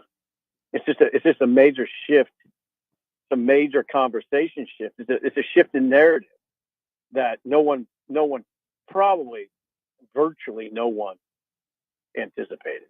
What is and isn't fixable with the defense? Like what? Because right now you have a very concerned tone with how they have played, and so it makes me think that you see some stuff on that side of the ball that is going to be really hard to fix, whether it's this week or beyond. You can fix tackling, and that's the good news. You can spend extra time on it and put emphasis on it. You can pull guys who aren't tackling well and replace them and hope you come up with something there. But you can work on tackling, and tackling with a concentrated effort can get better. So there's that. I mean, personnel's personnel. I think they're okay personnel-wise. At least it's hard for me to shift out of that mindset. I mean, I still think they're pretty good up front. But that, I mean, and you can fix Josh. I mean, they got out scheme. Yes. I mean, that's fixable. I mean, you can prepare better and make it so you're less apt to be out. Those things that can be addressed. It's not like they're devoid of good players. That's what can't be addressed. Not in the middle of the season. So, there's no reason to, at this point, panic. But they're 1 loss away from that. I mean, they're a loss to Purdue away from it. But let's see what it looks like. It's got to get better. They got to get better. It's not just a 1-game thing. That's the thing I've been emphasizing. I saw the red flags against Northern Iowa. I came on your show and talked about it. The 3 points allowed was very misleading. They were getting pushed around, and the tackling wasn't good. So let's see what they do to address it. Yeah, to me, and I know there's been a lot of emphasis on tackling, and I'm not denying that the tackling was great, because it's not. It wasn't. But I think the out-scheming part that you just mentioned was more concerning. I mean, when you look at, you just go back and compare what kind of windows Dylan was throwing into versus what kind of windows that Altmaier was throwing into. Altmaier wasn't throwing into windows. He was throwing into abandoned warehouses. I mean, these places, his receivers were very open.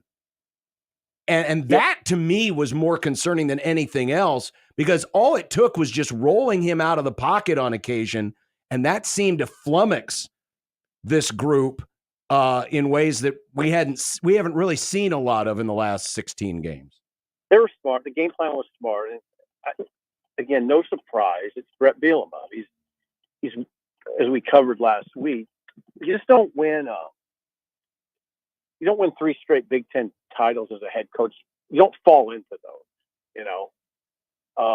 and he did it. So I expected them to be well coached. They were.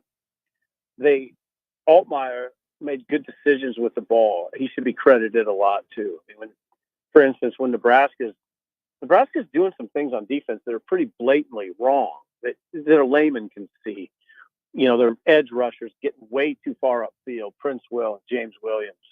And they took advantage of that a couple times. The thing that, John, you said the receivers running open concerns you most. The thing that concerns, the stat of the year so far is Illinois averaging 5.5 yards on 19 first down rushes. That's it's easily, in my mind, the most alarming stat. The fact that they had a chance to win is probably kind of a nod to what they did offensively and just being able to hang in there. But the defense has given up way too many long drives, even when they're holding teams to a field goal or just stopping them. They're still giving up long drives. At 5.5 yards a carry on first down against Illinois, what do you think that looks like against Ohio State? Mm-hmm. Yep. Why? They gave up 7 yards a carry. Is that what you're looking at? Is that it happens to bad teams? Sip, moving on from the defense, why has it been so hard to find a kicker? Because, this is now, this is obviously not a this year problem. It's not a last year problem. It's a many, many, many year problem. And now it's starting to get into 2019 territory with how weird and goofy that one was. Well, the injury to Alvano is obviously a factor in all this discussion. You thought maybe Alvano would come around and be the guy that you thought he was when he was recruited. So first of all, you have this injury that, again, cropped up last week. On Wednesday, I guess Rule ruled out Tristan Alvano on Wednesday. So now you're looking at a first-year player. It's a freshman, John Hole, who's never done it, who's got a pretty good leg, but he's not. I hesitate to say it this way. I can't think of saying it. Can't think of a way to kind of soften the land. He just doesn't look quite ready. He just doesn't look quite ready. Then they have operational problems. It's not just the kicker. They have these operational problems, guys. These are weeks in the making. That's not something that just cropped up. Yeah. Remember, they went in throughout the offseason. It was Camden Watucky was the long snapper, and there was really no competition. And then all of a sudden, I think it was before the Colorado game, Watucky got the yips. See, now you got an operational problem because it's a problem because it affects the kicker's confidence, the punter's confidence, the holder's impact. And then lo and behold, what are we talking about against Illinois when the game's essentially on the line?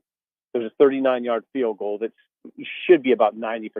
It should be about a 90% make rate. And they get a bad snap. Hold's not great. And it kicks off. Just all the stuff we talk about, all the stuff we kind of that causes consternation, and there's a reason for it. We saw it. It's mind-boggling. You got a roster of 118 guys, and if you knew these were issues prior to the season or in the spring, it's like, man, it doesn't make a lot of sense. We see it all the time in the NFL. Long snapper goes down. What do? Bring in the backup guard. He comes in and Watucky was fine, John, in the spring. He was fine. He was fine in August. Cropped up. It only cropped up in recent weeks. So no, there's nothing. Now, I don't want to act like this is all just unique to Nebraska. Stuff happens in football. Josh is a Dallas Cowboys fan. What's going on with the Cowboys? Are you bad? A Cowboys fan? What's going on with them? It's some of it's inexplicable, but some of it is just it's the human race. It's imperfect. It's imperfect in football. Stuff happens. How do certain teams end up with certain quarterbacks that just can't? Like all you got to do is look at the Miami Dolphins. How does this happen with the Miami Dolphins? They get one injury, and now they're looking at like a 4-win season. Really? It's that fragile? Why is it put together like that?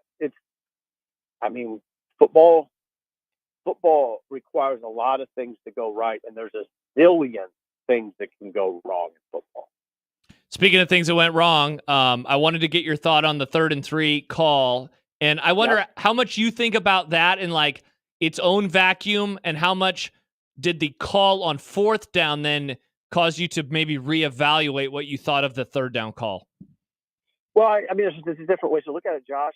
On 3rd and 3, I think the preferred way, and at least in my mind, to approach it is run it on 3rd down, run it on 4th down. I just think 3rd and 3, you should be able to get 3 yards in 2 run plays. Now, an opportunity on 3rd down presented itself that was a really good one, and we're not having a discussion if exactly. Dylan does what he normally does. Yeah, hits the pass. I don't mind if you're asking me. Do you think they should have went for it on 4th and 3? I'm okay kicking it. Even under the circumstances with this kicker, it's not that hard. 39 yards shouldn't be that hard for a Division I kicker. So I'm okay with it. It's probably what I'm telling you is I take a little more issue with not just running it twice, because I think that would have been the answer. And how much of that was because they didn't feel they could run it twice? Well, I wonder about that. Because now, John, they had moved the ball on the ground on that drive. They had, but Dowdell got tackled for a 2-yard loss on a play he went outside and probably shouldn't have. But otherwise, they ran the ball well on that drive. They did, but that was probably the only drive outside. There were a couple other like 10-yard runs that they had, but just my 2 biggest concerns going into last week were, what was Nebraska going to do if it was tight? Because Illinois has been there, Nebraska hasn't. Yeah. And those guys that were there were from last year's team, and they lost all those games. And the second was, were they going to be able to run the ball when they needed to? And the answer to that question, sadly, was no, they couldn't. Right. And then the whole I think the thing, I don't know if you guys talked much about it. I didn't talk much about it here in Lincoln. That Illinois was gunning for Nebraska. I didn't really take that into account as much as I should have. That loss last year in Champaign was Bielema talked about how it hurt them. And they came in here gunning for Nebraska, kind of like Nebraska was gunning for Colorado. And that's meaningful. Yes. It is meaningful. Revenge is a sort of an ugly term, and you don't like to talk about it that much, but it's real, and it can be effective in the sporting realm. It certainly can, but it's not the only reason a team wins. But what it does mean is you as a program, and this is where I think part of where Matt's communication has been this week is, man, you guys gotta prepare for every game like everybody's gunning for you, because you just don't know who's, where their motivation is going to be. You've got to be able to match that every single week. And that can be hard to do, but the good teams do it. Ohio State knows everybody on its schedule's gunning for it because they're Ohio State. I know, but on the other hand, John, even Ohio State has let down. Oh, yeah, yeah. Georgia just had a massive letdown and escaped against Kentucky. Yeah.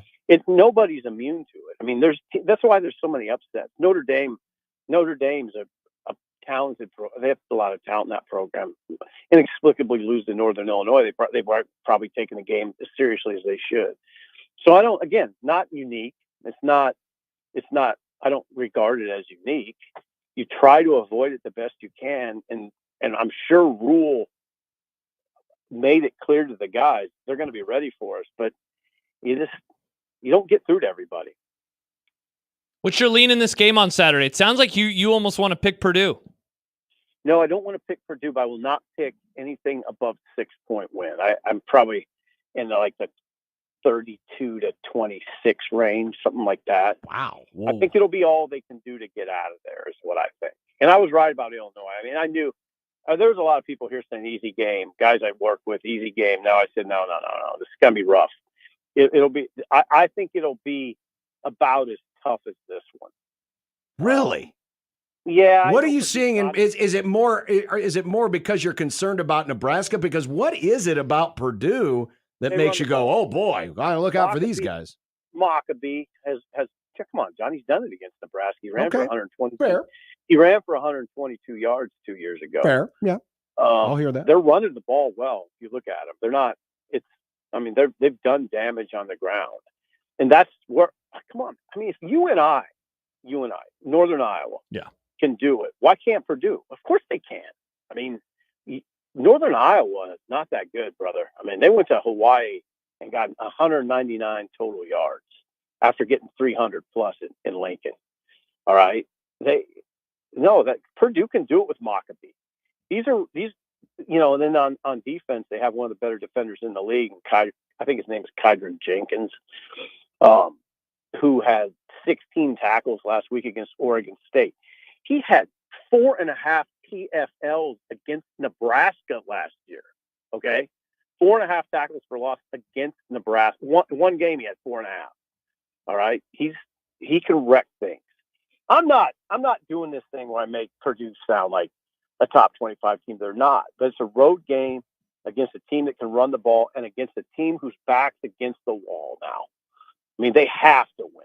So does Nebraska. But there will be a level of desperation, and it's Big Ten coaches and Big Ten players. I don't have to know too much more than that.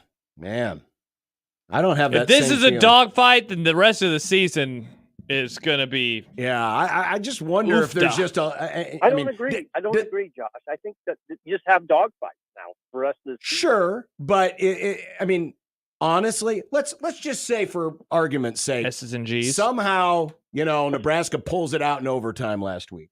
All the same warts that we've been talking about in the last couple of days would still be there. I mean, but they're 4-0. But they would be 4-0. Would people be? I mean, I know. I was thinking the same thing. Would folks be talking this way about how Purdue? Oh my God, look out for Purdue. Not with as much concern, right? But we were talking about it after Northern Iowa, and that was an easy win. But I was talking about it. I didn't like what I saw. Yeah, you want to talk about something that I missed? It was that I just thought it was hangover after the Colorado game. In the end, they shut them down when they had to. They only scored 3 points. I wasn't thinking too much of it. I missed it. I missed it with the run defense. But then you would agree that Rule right away, that last week, not this week, last week, said we didn't tackle well. Yep. White said we didn't tackle well. They got pushed around a little bit. They didn't take good angles. Guys were falling forward, which should have been 2-yard gains or a 5-yard gain. That stuff is very meaningful. Yeah. Especially against a team like Northern Iowa. UNI is a scrappy team. Anybody from Iowa would tell you that. They're scrappy. They're going to come for a scrap, and they did. And they sort of out-scrapped Nebraska. So my red flags didn't go up on Friday night. They went up on September 14th. We got an email from Tim that says, Josh, congratulations on getting accepted in the Boston Marathon. I think that John, Steve, Sipple, and Nick should definitely pay for you and your family to go to Boston. Sip, that's very kind of you. Yes. I mean, yeah. My Venmo is Josh Tweederson. If you'd like to send me a couple grand, I'll accept it. I'll be waiting for it. Thank you. A couple grand. I mean, that would help. It would help. I can give you some lint. Oh, perfect. Why don't you make the most of it? Why don't you run to Boston? I'd be a little too tired. I don't think that'd prepare me for the race. I think it'd be too tired. It would more than prepare you for the race. Over-prepare. You'd be like running like 100 marathons to get there. How many people at the Boston Marathon can say that they ran from Nebraska to Boston? Probably 0 of them. Yeah. Probably 0. Okay. I hadn't thought of that. Interesting. And it's free. Maybe I'll think about that. Maybe I'll think and it would be free. Maybe I'll think about that. It would be free. Well, Sip, for a state's sake, I hope you're wrong. Yeah. I've never wanted you to be wrong more. I hope you're wrong, and Nebraska's not sweating it. Hold on, I think they're going to win the game. Okay. No. I mean, in terms of it, being very, very difficult. Yeah, you're making for a long show for our coworkers on Big Red Overreaction. Dog fight. That's what I'm looking for. That's what I'm expecting. Okay. All right. Steve Sipple. Well, enjoy your trip out there. Yeah, have fun. Hey, thank you. Is there like a Mexican restaurant there in West Lafayette that's a favorite? I'll tell you something. Sean and Rob, guys I work with, made a decision that we're not going to eat at El Toro, which is our Mexican restaurant in downtown Indianapolis, because they're concerned about their stomachs on the eve of an early kickoff, and that it might not be a good idea. Which I'm not even. They have toilets in the press box. What kind of soft people do you work with? Yeah, that's tough look for Sean. I mean, this isn't.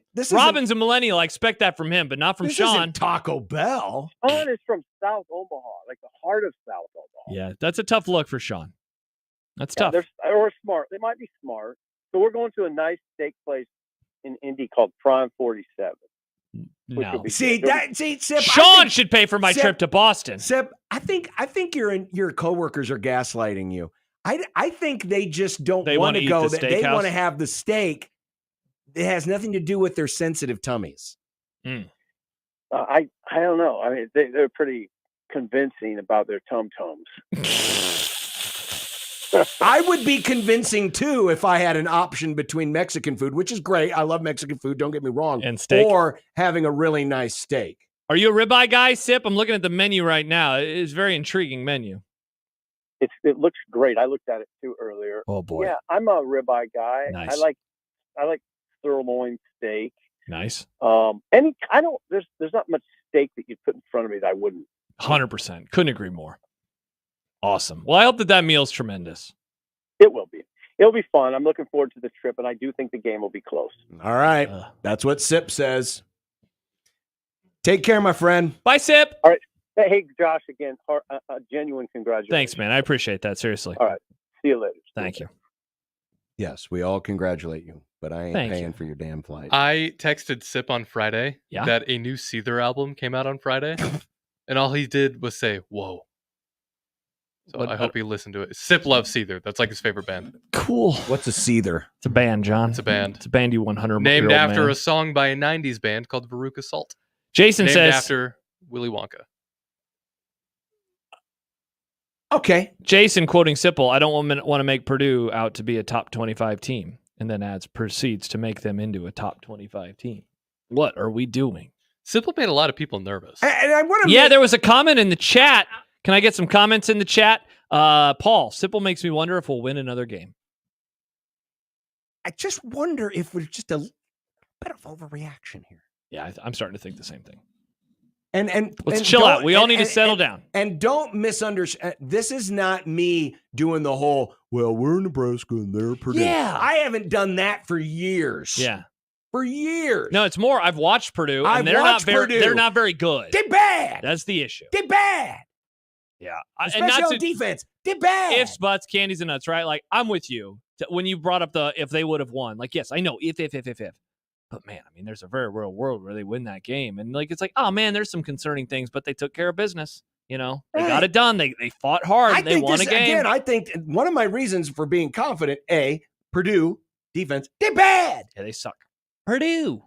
But I think this is going to be a winnable game. Wake-up call.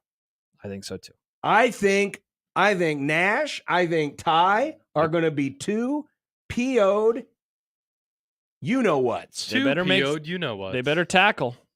I am with Sipple on that. They better tackle. Well, I don't think the tackling wasn't the problem on their part. It's getting off blocks that was their problem. Got to get off blocks. Got to cover guys that are wide open. Don't do that. Don't allow the players to be so wide open again. That was a problem. Yeah, and for the record, I'm not picking Nebraska to win by 80 here. But I do think they will. If they show up, they'll take care of business. They will win. There you go. You have it on the mayonnaise guaranteed list. The mayonnaise list. Get the mayonnaise. And if not, get the mayo. Picking up the phone and I'm calling you Mr. Yogurt and saying you need a new football coach. Wow. Year 2 calling for a firing. Unsportsmanlike conduct is freaking back. Yeah, that's right, baby. Everyone was right about us. That'll work out great after the Cowboys fire McCarthy. Oh. And then he comes up here. No, he would not come here. Could you imagine, Josh? Could you imagine? No, all your dreams. I would love those press conferences. Mike McCarthy, I have very deep voice. Hey, he's a normal man. No, he just has a very deep voice. Oh, I hadn't thought about the deep voice. Interesting. I like to drink a lot of coffee. Yeah, and he's from Pittsburgh, or he's from Pennsylvania. I always stand with my arms folded and my play sheet His huge play cupped sheet in my right hand. Yeah, he does. Wow, you know him very well. It's almost like they're on TV all the time. They're on TV way too damn much. By the way, coming up tomorrow, Fired Up for Football, brought to you by our friends at Warhorse. That's right, it is. Cowboys are on the Thursday night game this week, so well, that NFL gets an F then. Hard to argue with that. Sunday night game this week is a certified banger, absolute banger. Even though you mean the same crappy Ravens team you were just running into the ground? Yeah, but Ravens Bills, that's gonna be awesome. Yeah, it is because the Ravens might actually be good. Bills. Maybe occasionally you just lose teams to bad teams like the Raiders. Josh's hot take market. I think the Bills might lose this game, even though they look like the best team in the NFL we already right did now. hot take market. You already blew it. Bills look good. Bills look good. You say that every Bills year. are good. You say it every Bills are good. Or are the Jaguars just really bad? Hey, they might be. The Jets are going to take the Bills out of playoff contention. Put it on the list. Who is? The Jets. No, stop. You keep wish casting the Bills to be bad. You and Bill Simmons sitting in a tree. Billing. How willing are you to go this far on the list? If I have to eat gross ass slime for every point that Purdue allegedly will win by, what are you going to do when the Jets don't knock the Bills out of the playoff? I don't know. Name something. You get to wear a different kind of a red hat. I don't own any. Well, John will buy you one, Nick. If you buy me one, I'll wear it for the show. Josh will loan you his. The same one he had to wear when he lost it. Wow, did you just say Nick just said he'll wear a MAGA hat if he's wrong about the Bills? You're an idiot. They're gonna. What is the bet that they won't make the playoffs? You moron. Fine, agree to it. This is great. Nick will wear a MAGA hat on the air. Sign me up for this. It'll be perfect because by the time the Bills are knocked out, he'll be just about ready to take back his office. No, they're going to the Super Bowl this year. He'll be back in office, John. He'll be back in office by the time that they're in the Super Bowl. Well, no, I'm talking about when the Bills, if his bet, well, it's got to be your bowl. It's got to be your bowl. Mm-hmm. All right. Back with more of the Grum. We've got some content. Dinner. Nice. 1620 The Zone.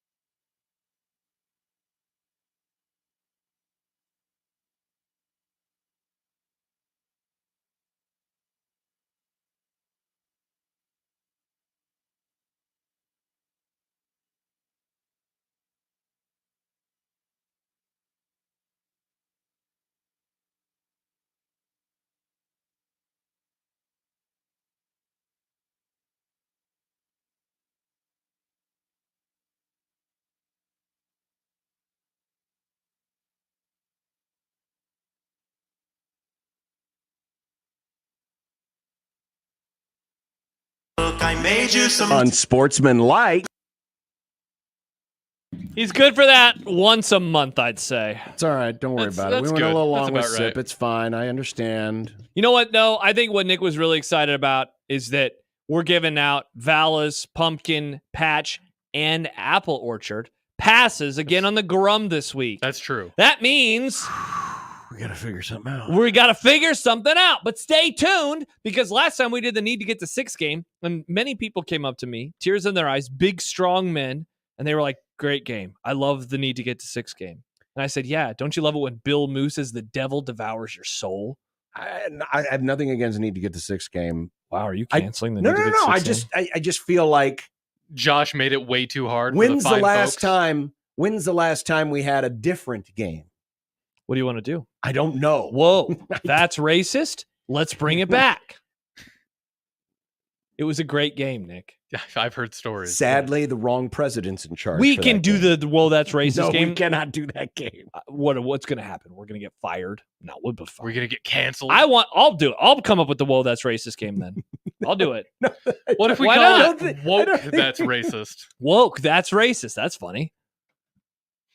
We could do it. We could figure it out. Don't know if that's a good idea. We'll figure out a game. So we have that coming up. The other thing that we have coming up, John, is ZZ Top. Now we have not. I'm not in ZZ Top. My beer's not big enough. No, not yet. But they're bringing their Elevation tour to the Metro. You can go to 1620thezone.com for details. And apparently Connor Happer will be giving away those tickets. We are the station that gives you stuff. Money, gives you a lot concert of stuff. tickets, Valas. Yeah. We're the best. Kyle tweets in, quoting you, if they show up and take care of business, they will win. Great breakdown of the Purdue game by John. Hard to argue with John, though. We were talking about it a little more during the break.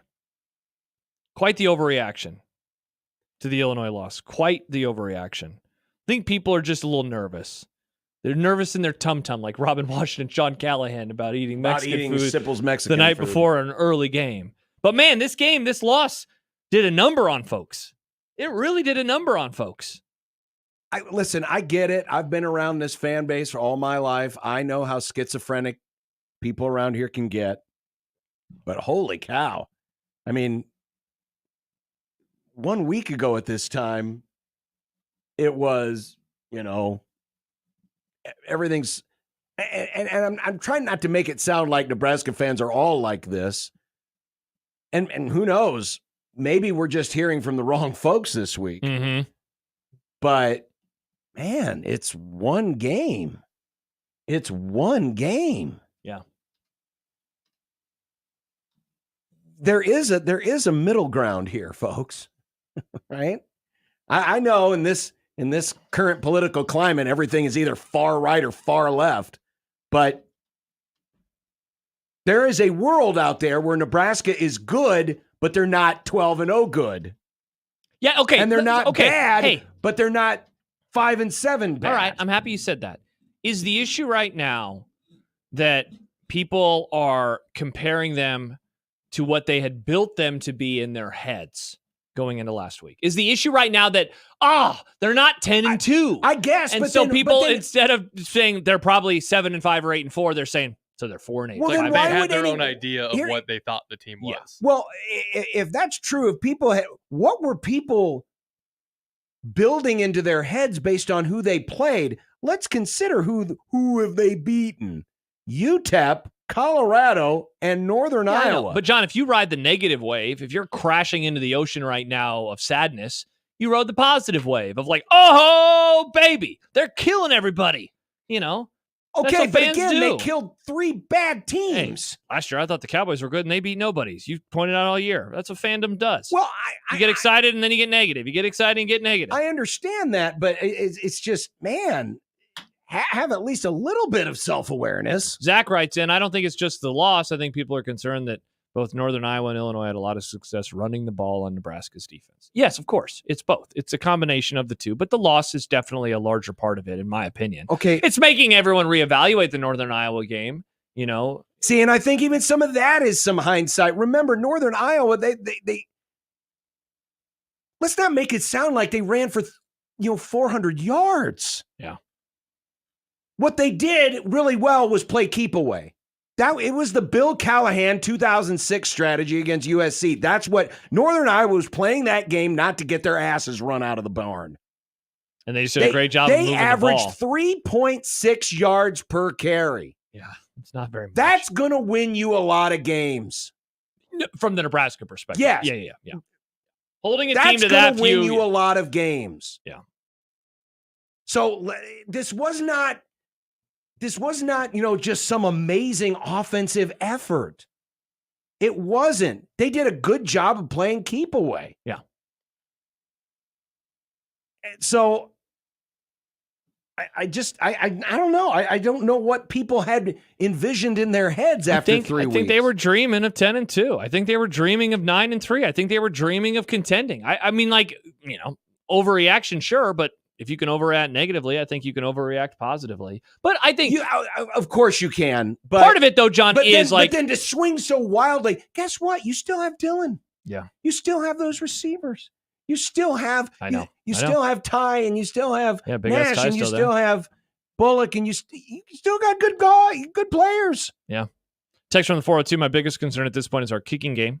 I have to think we could lose half our games now because of kicking. Look, that's a concern. Now that I will double and triple stamp that concern. 100%. That's a problem because it reared its ugly head in the exact moment that I wondered, what's going to happen when they get to the first moment where they have to kick a field goal that could decide the game. And they failed the test. And I disagree with Sipple. I'm happy that he said he was okay with them kicking it, I think, right?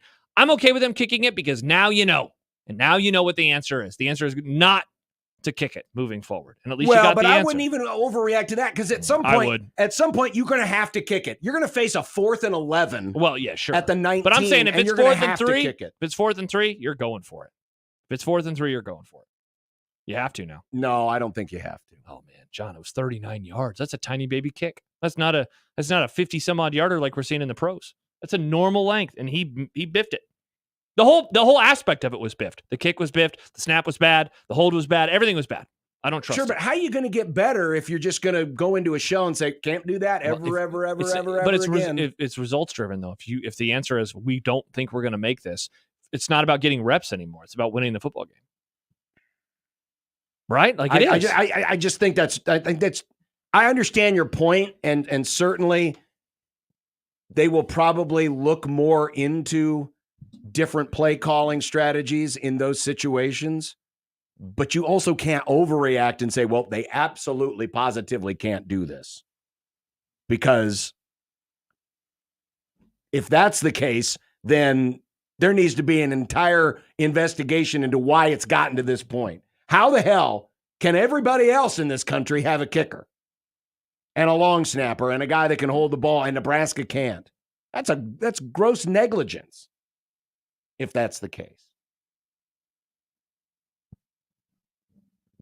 Overreact? I guess this should have been the overreaction show. I guess so, yeah. On Friday night. It's not as fun as driving a semi. Yeah, we're not driving our semi today. Well, coming up in content, something rare that hasn't happened in a very, very long time happened last night. Oh!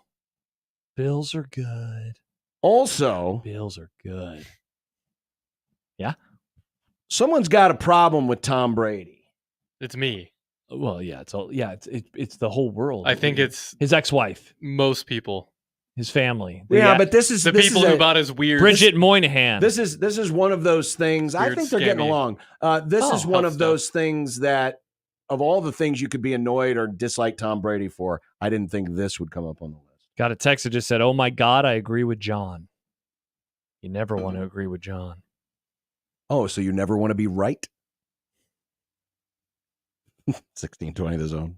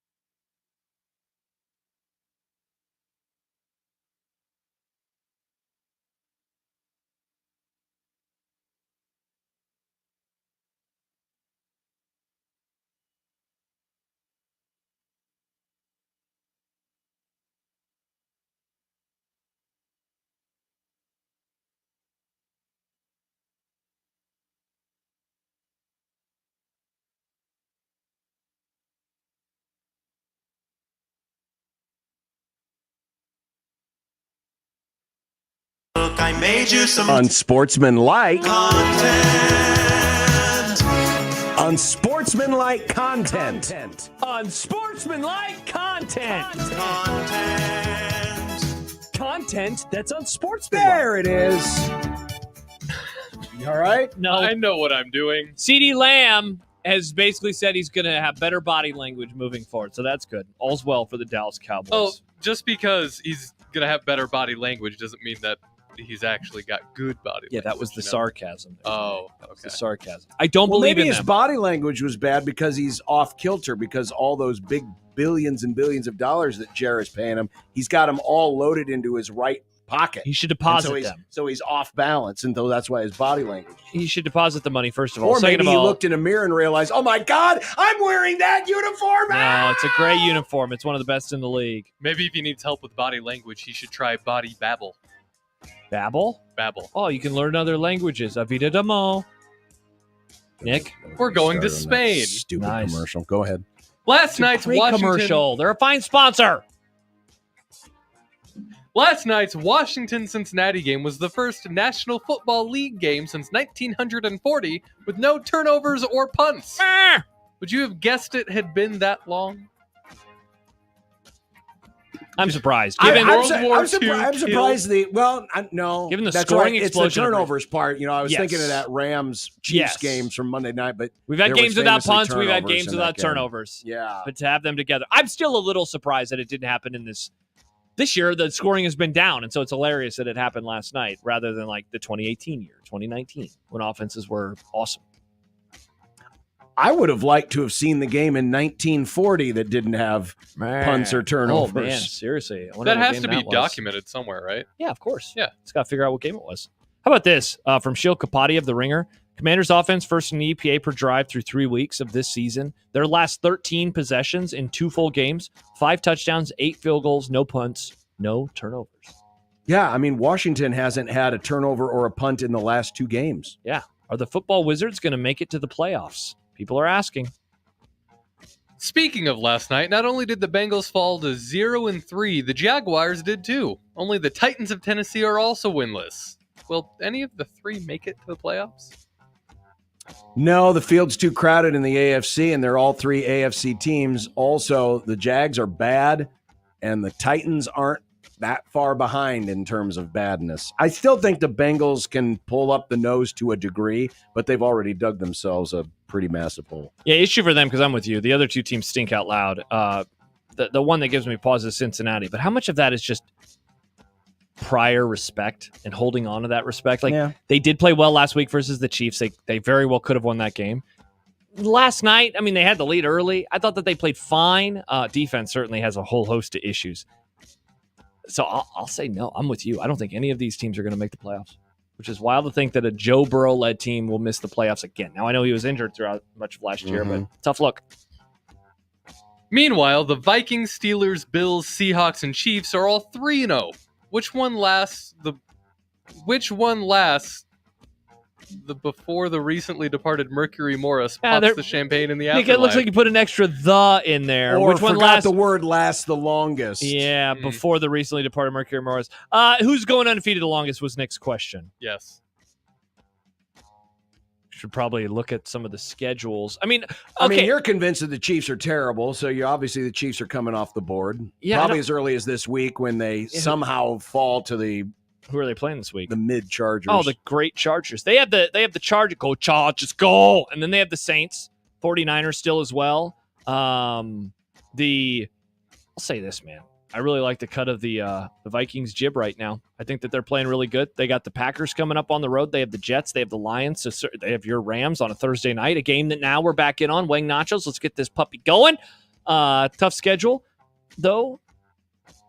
Give me the Seahawks.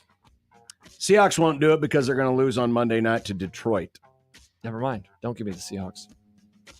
I think all these teams will lose. Here's a hot take. Within 2 weeks, none of them are undefeated anymore. It's not a terrible take. No? What did you say the Vikings schedule was? I already closed it. They have the Packers coming up this weekend. Let's see. Vikings, Jets, or Packers, Jets, Lions, Rams. They get through that, though. They have a couple AFC South teams, the Colts, the Jaguars. Could get a little bit easier in theory. Here's my answer. Who's that? It's going to be Buffalo.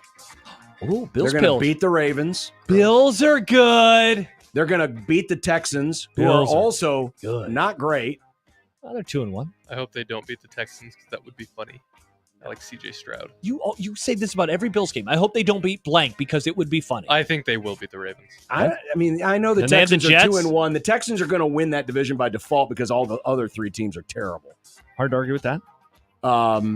The Jets will probably be the biggest test, and I think they'll get past that too. Bills are good. I'm going to go Bills. Nick, I want this to be a drop. The pills are good drop for when we talk about the Bills. I think we need that. That's from Dumb and Dumber. Oh, is it? Yeah. Okay. Yeah. As we discussed at the end of the Grum yesterday, Utah State is the latest team to join the Pac-12. Where will this conference rank amongst the G5 leagues in college football? Well, it'll be the G6, which isn't that a thing? The G6 is a summit that they have. Not good. I don't think this is going to be like that good of a league. It'll get the playoff. Their champ will get in the playoff here and there, but it's not going to be like this obvious, slam dunk conference to get teams into the CFP. Honestly, it depends on how much. Not that Oregon State and Washington State were great programs, but they had their moments. Sure. How much will these other schools drag them down? Yeah, that's a good question. In terms of, just the perception and not being able to get the recruits and those types of things. Because, look, so they're adding Utah State. And who are the other teams? Now I'm getting confused. I used to be really good at keeping track of this stuff. Now I can't keep track of who's doing what. And then the idea Boise. that they're Boise's a respectable program. The idea that they could add Yukon as a football only member. Dumb. I want this to happen for anything else, just to make all of these schools have to travel all the way across the country for one team. Yeah, they're adding. Where the hell's the list at? See, no one can keep San track Diego of this. State, Colorado State, Fresno, Boise, Utah State, and then obviously Oregon State and Washington State. I mean, honestly, it's going to be about as good as the Mountain West. Yeah, seriously, with a couple of former power conference schools. ESPN's Don Von Natta Jr. has an issue with Tom Brady. His voice. No matter how much his commentary might improve, Brady's delivery system teeters between mildly annoying to nails on a chalkboard. Do you agree? I've heard this complaint multiple times now. Really? So they don't think he's gravitas. Oh, yeah. I could see that. It is a bit high and whiny. Yeah. Yeah, it's almost as if, you didn't flesh this stuff out when you were coming up with this and decided, we're going to take this really good analyst. We're just going to kick him down to the end of the bench just so we can bring in a big name. Once again, it doesn't take brains to run a television network. I saw somebody in the comments say they need to turn up the bass and turn down the treble, getting some audio heads in there, some audio files. That's not going to improve it. We could help it a little bit. His voice is his voice. Yeah, and just not good right now. He's very quiet. He doesn't hop in with a thing. He always needs a setup from Kevin. Gotta have an opinion. Have a take and don't suck. Shocked that this would be the case for a guy who's never had any reps before. That's what you. Oh, but he's got a big name. Whatever. You're not a boss, John. That's what bosses do. I know. I'm apparently too smart to run a television network. I think you might be. And too handsome. Oh my God, I can't believe he's got a star power. No one's going to watch this Cowboys-Ravens game unless Tom Brady's on it. Whatever. Do the McMahon question, Nick. The much-anticipated Vince McMahon documentary drops on Netflix tonight at midnight. Production, which had initial cooperation from McMahon, started years ago before the recent lawsuit alleging sexual misconduct by the former WWE owner. Now McMahon says the doc is misleading and supports a deceptive narrative. What are you expecting from this? Sadly, I have read a review already of the documentary, and I think it's going to be disappointing. The documentary will be disappointing. Yes. Oh, I thought it had gotten some good pub so far. Well, it's gotten pub just simply because this is the first of its kind. No, I thought it had gotten good reviews. I didn't realize I've only seen one review. Which one? I don't remember where it was from. I just saw it this morning. But, I mean, yes, all the salacious stuff, certainly that's going to carry a heavier load. But I am more interested in his background and how he got where he got, because that's, to me, the interesting story. How he was able to take this regional-based business and completely turn it upside down on its head and all the different machinations, because there's some really legendary stories out there about how he made WWE of WWE. But if it's not going to cover a lot of that, or if it's just going to kind of gloss over it and for more of the salacious stuff, I don't know. I don't know if I'll check it out. I'm very busy these days. I would like to. It seems interesting, and I'm not even a wrestling guy, but it seems interesting. It sounds like it might be more interesting to someone like you who doesn't follow it closely. Okay. And you might know too much. Maybe. Okay. Are you going to check it out? Oh, of course. You going to check it? You going to stay up to midnight to watch the first episode? No. Okay. No, but I Tulsa King's out, so now I'm trying to stack up shows. Yeah. So now I got something to watch. Now I got something to watch. We haven't been watching anything. Our Breaking Bad rewatch grinded to a halt because of the Olympics. And now football's here. What a terrible excuse. No, it was great. You give up on a great rewatch of a fine show. Supported America. For the Olympics of yard sports. No, they ran. And they played basketball. America won gold. Remember that? You know what's next? The Boston Celtics winning banner 19. No, John, what's for dinner is next. On 1620 The Zone.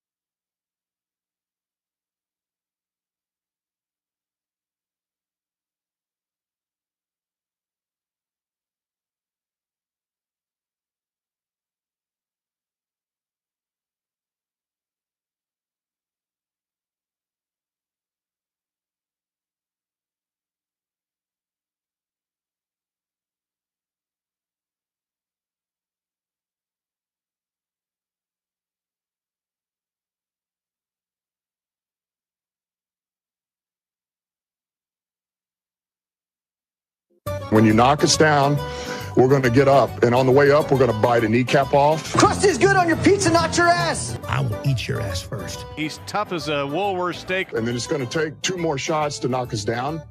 All right. And on the way up, we're going to take your other kneecap. I'm ready to hang them up, gut them, and skin them, and chop them up. You know what? I'm ready. My daughters aren't starving to death. I'll eat my neighbors. And we're going to get up, and then it's going to take 3 shots to get us down. And when we do, we're going to take another hunk out of you. Cliff, what are you going to take away as your best memory from playing basketball at Boston College? Probably just like going out to eat. It's a crock pot night. The wife, I believe, she found some frozen pierogies and sliced up some andouille sausage. It's been slow cooking in the crock pot all day. Okay. It sounds delicious. I've never had a pierogi before. I think I'm going to have a burrito, some chips, some salsa. Ooh. Should be Sounds solid. good. Yeah. I've got the first of many postseason softball games tonight, so I'm going to have to try to find something on the way to Lincoln. Many. We made the postseason. Yeah, because remember, it's a participation trophy league, John. They allow anyone to do it. This fall league's already done already? Wait, it just started. Nope. It's you know what it is? Whatever group that is running this league is like, man, we need to get these losers out of here as fast as we can. Get off our damn fields. So yeah, you're sullying the good name of softball. Yeah, indeed. How many games have you won? It's a team sport, John. I haven't won any. How many has the team won? We had such a good Grum today. What do we got tomorrow, guys? Wow, interesting. Scott Dockerman's nice going to get, join Nick. us. Thank Shape's you. going to join us. Nice get, Nick. Kirsten Bernthal Booth. Oh, nice get, Nick. Mitch Holtis. Nice Holy get, crap, this is Nick. like the old days. Yeah, seriously. Lots of gas. And dumb debates. Oh, and that too. Bye.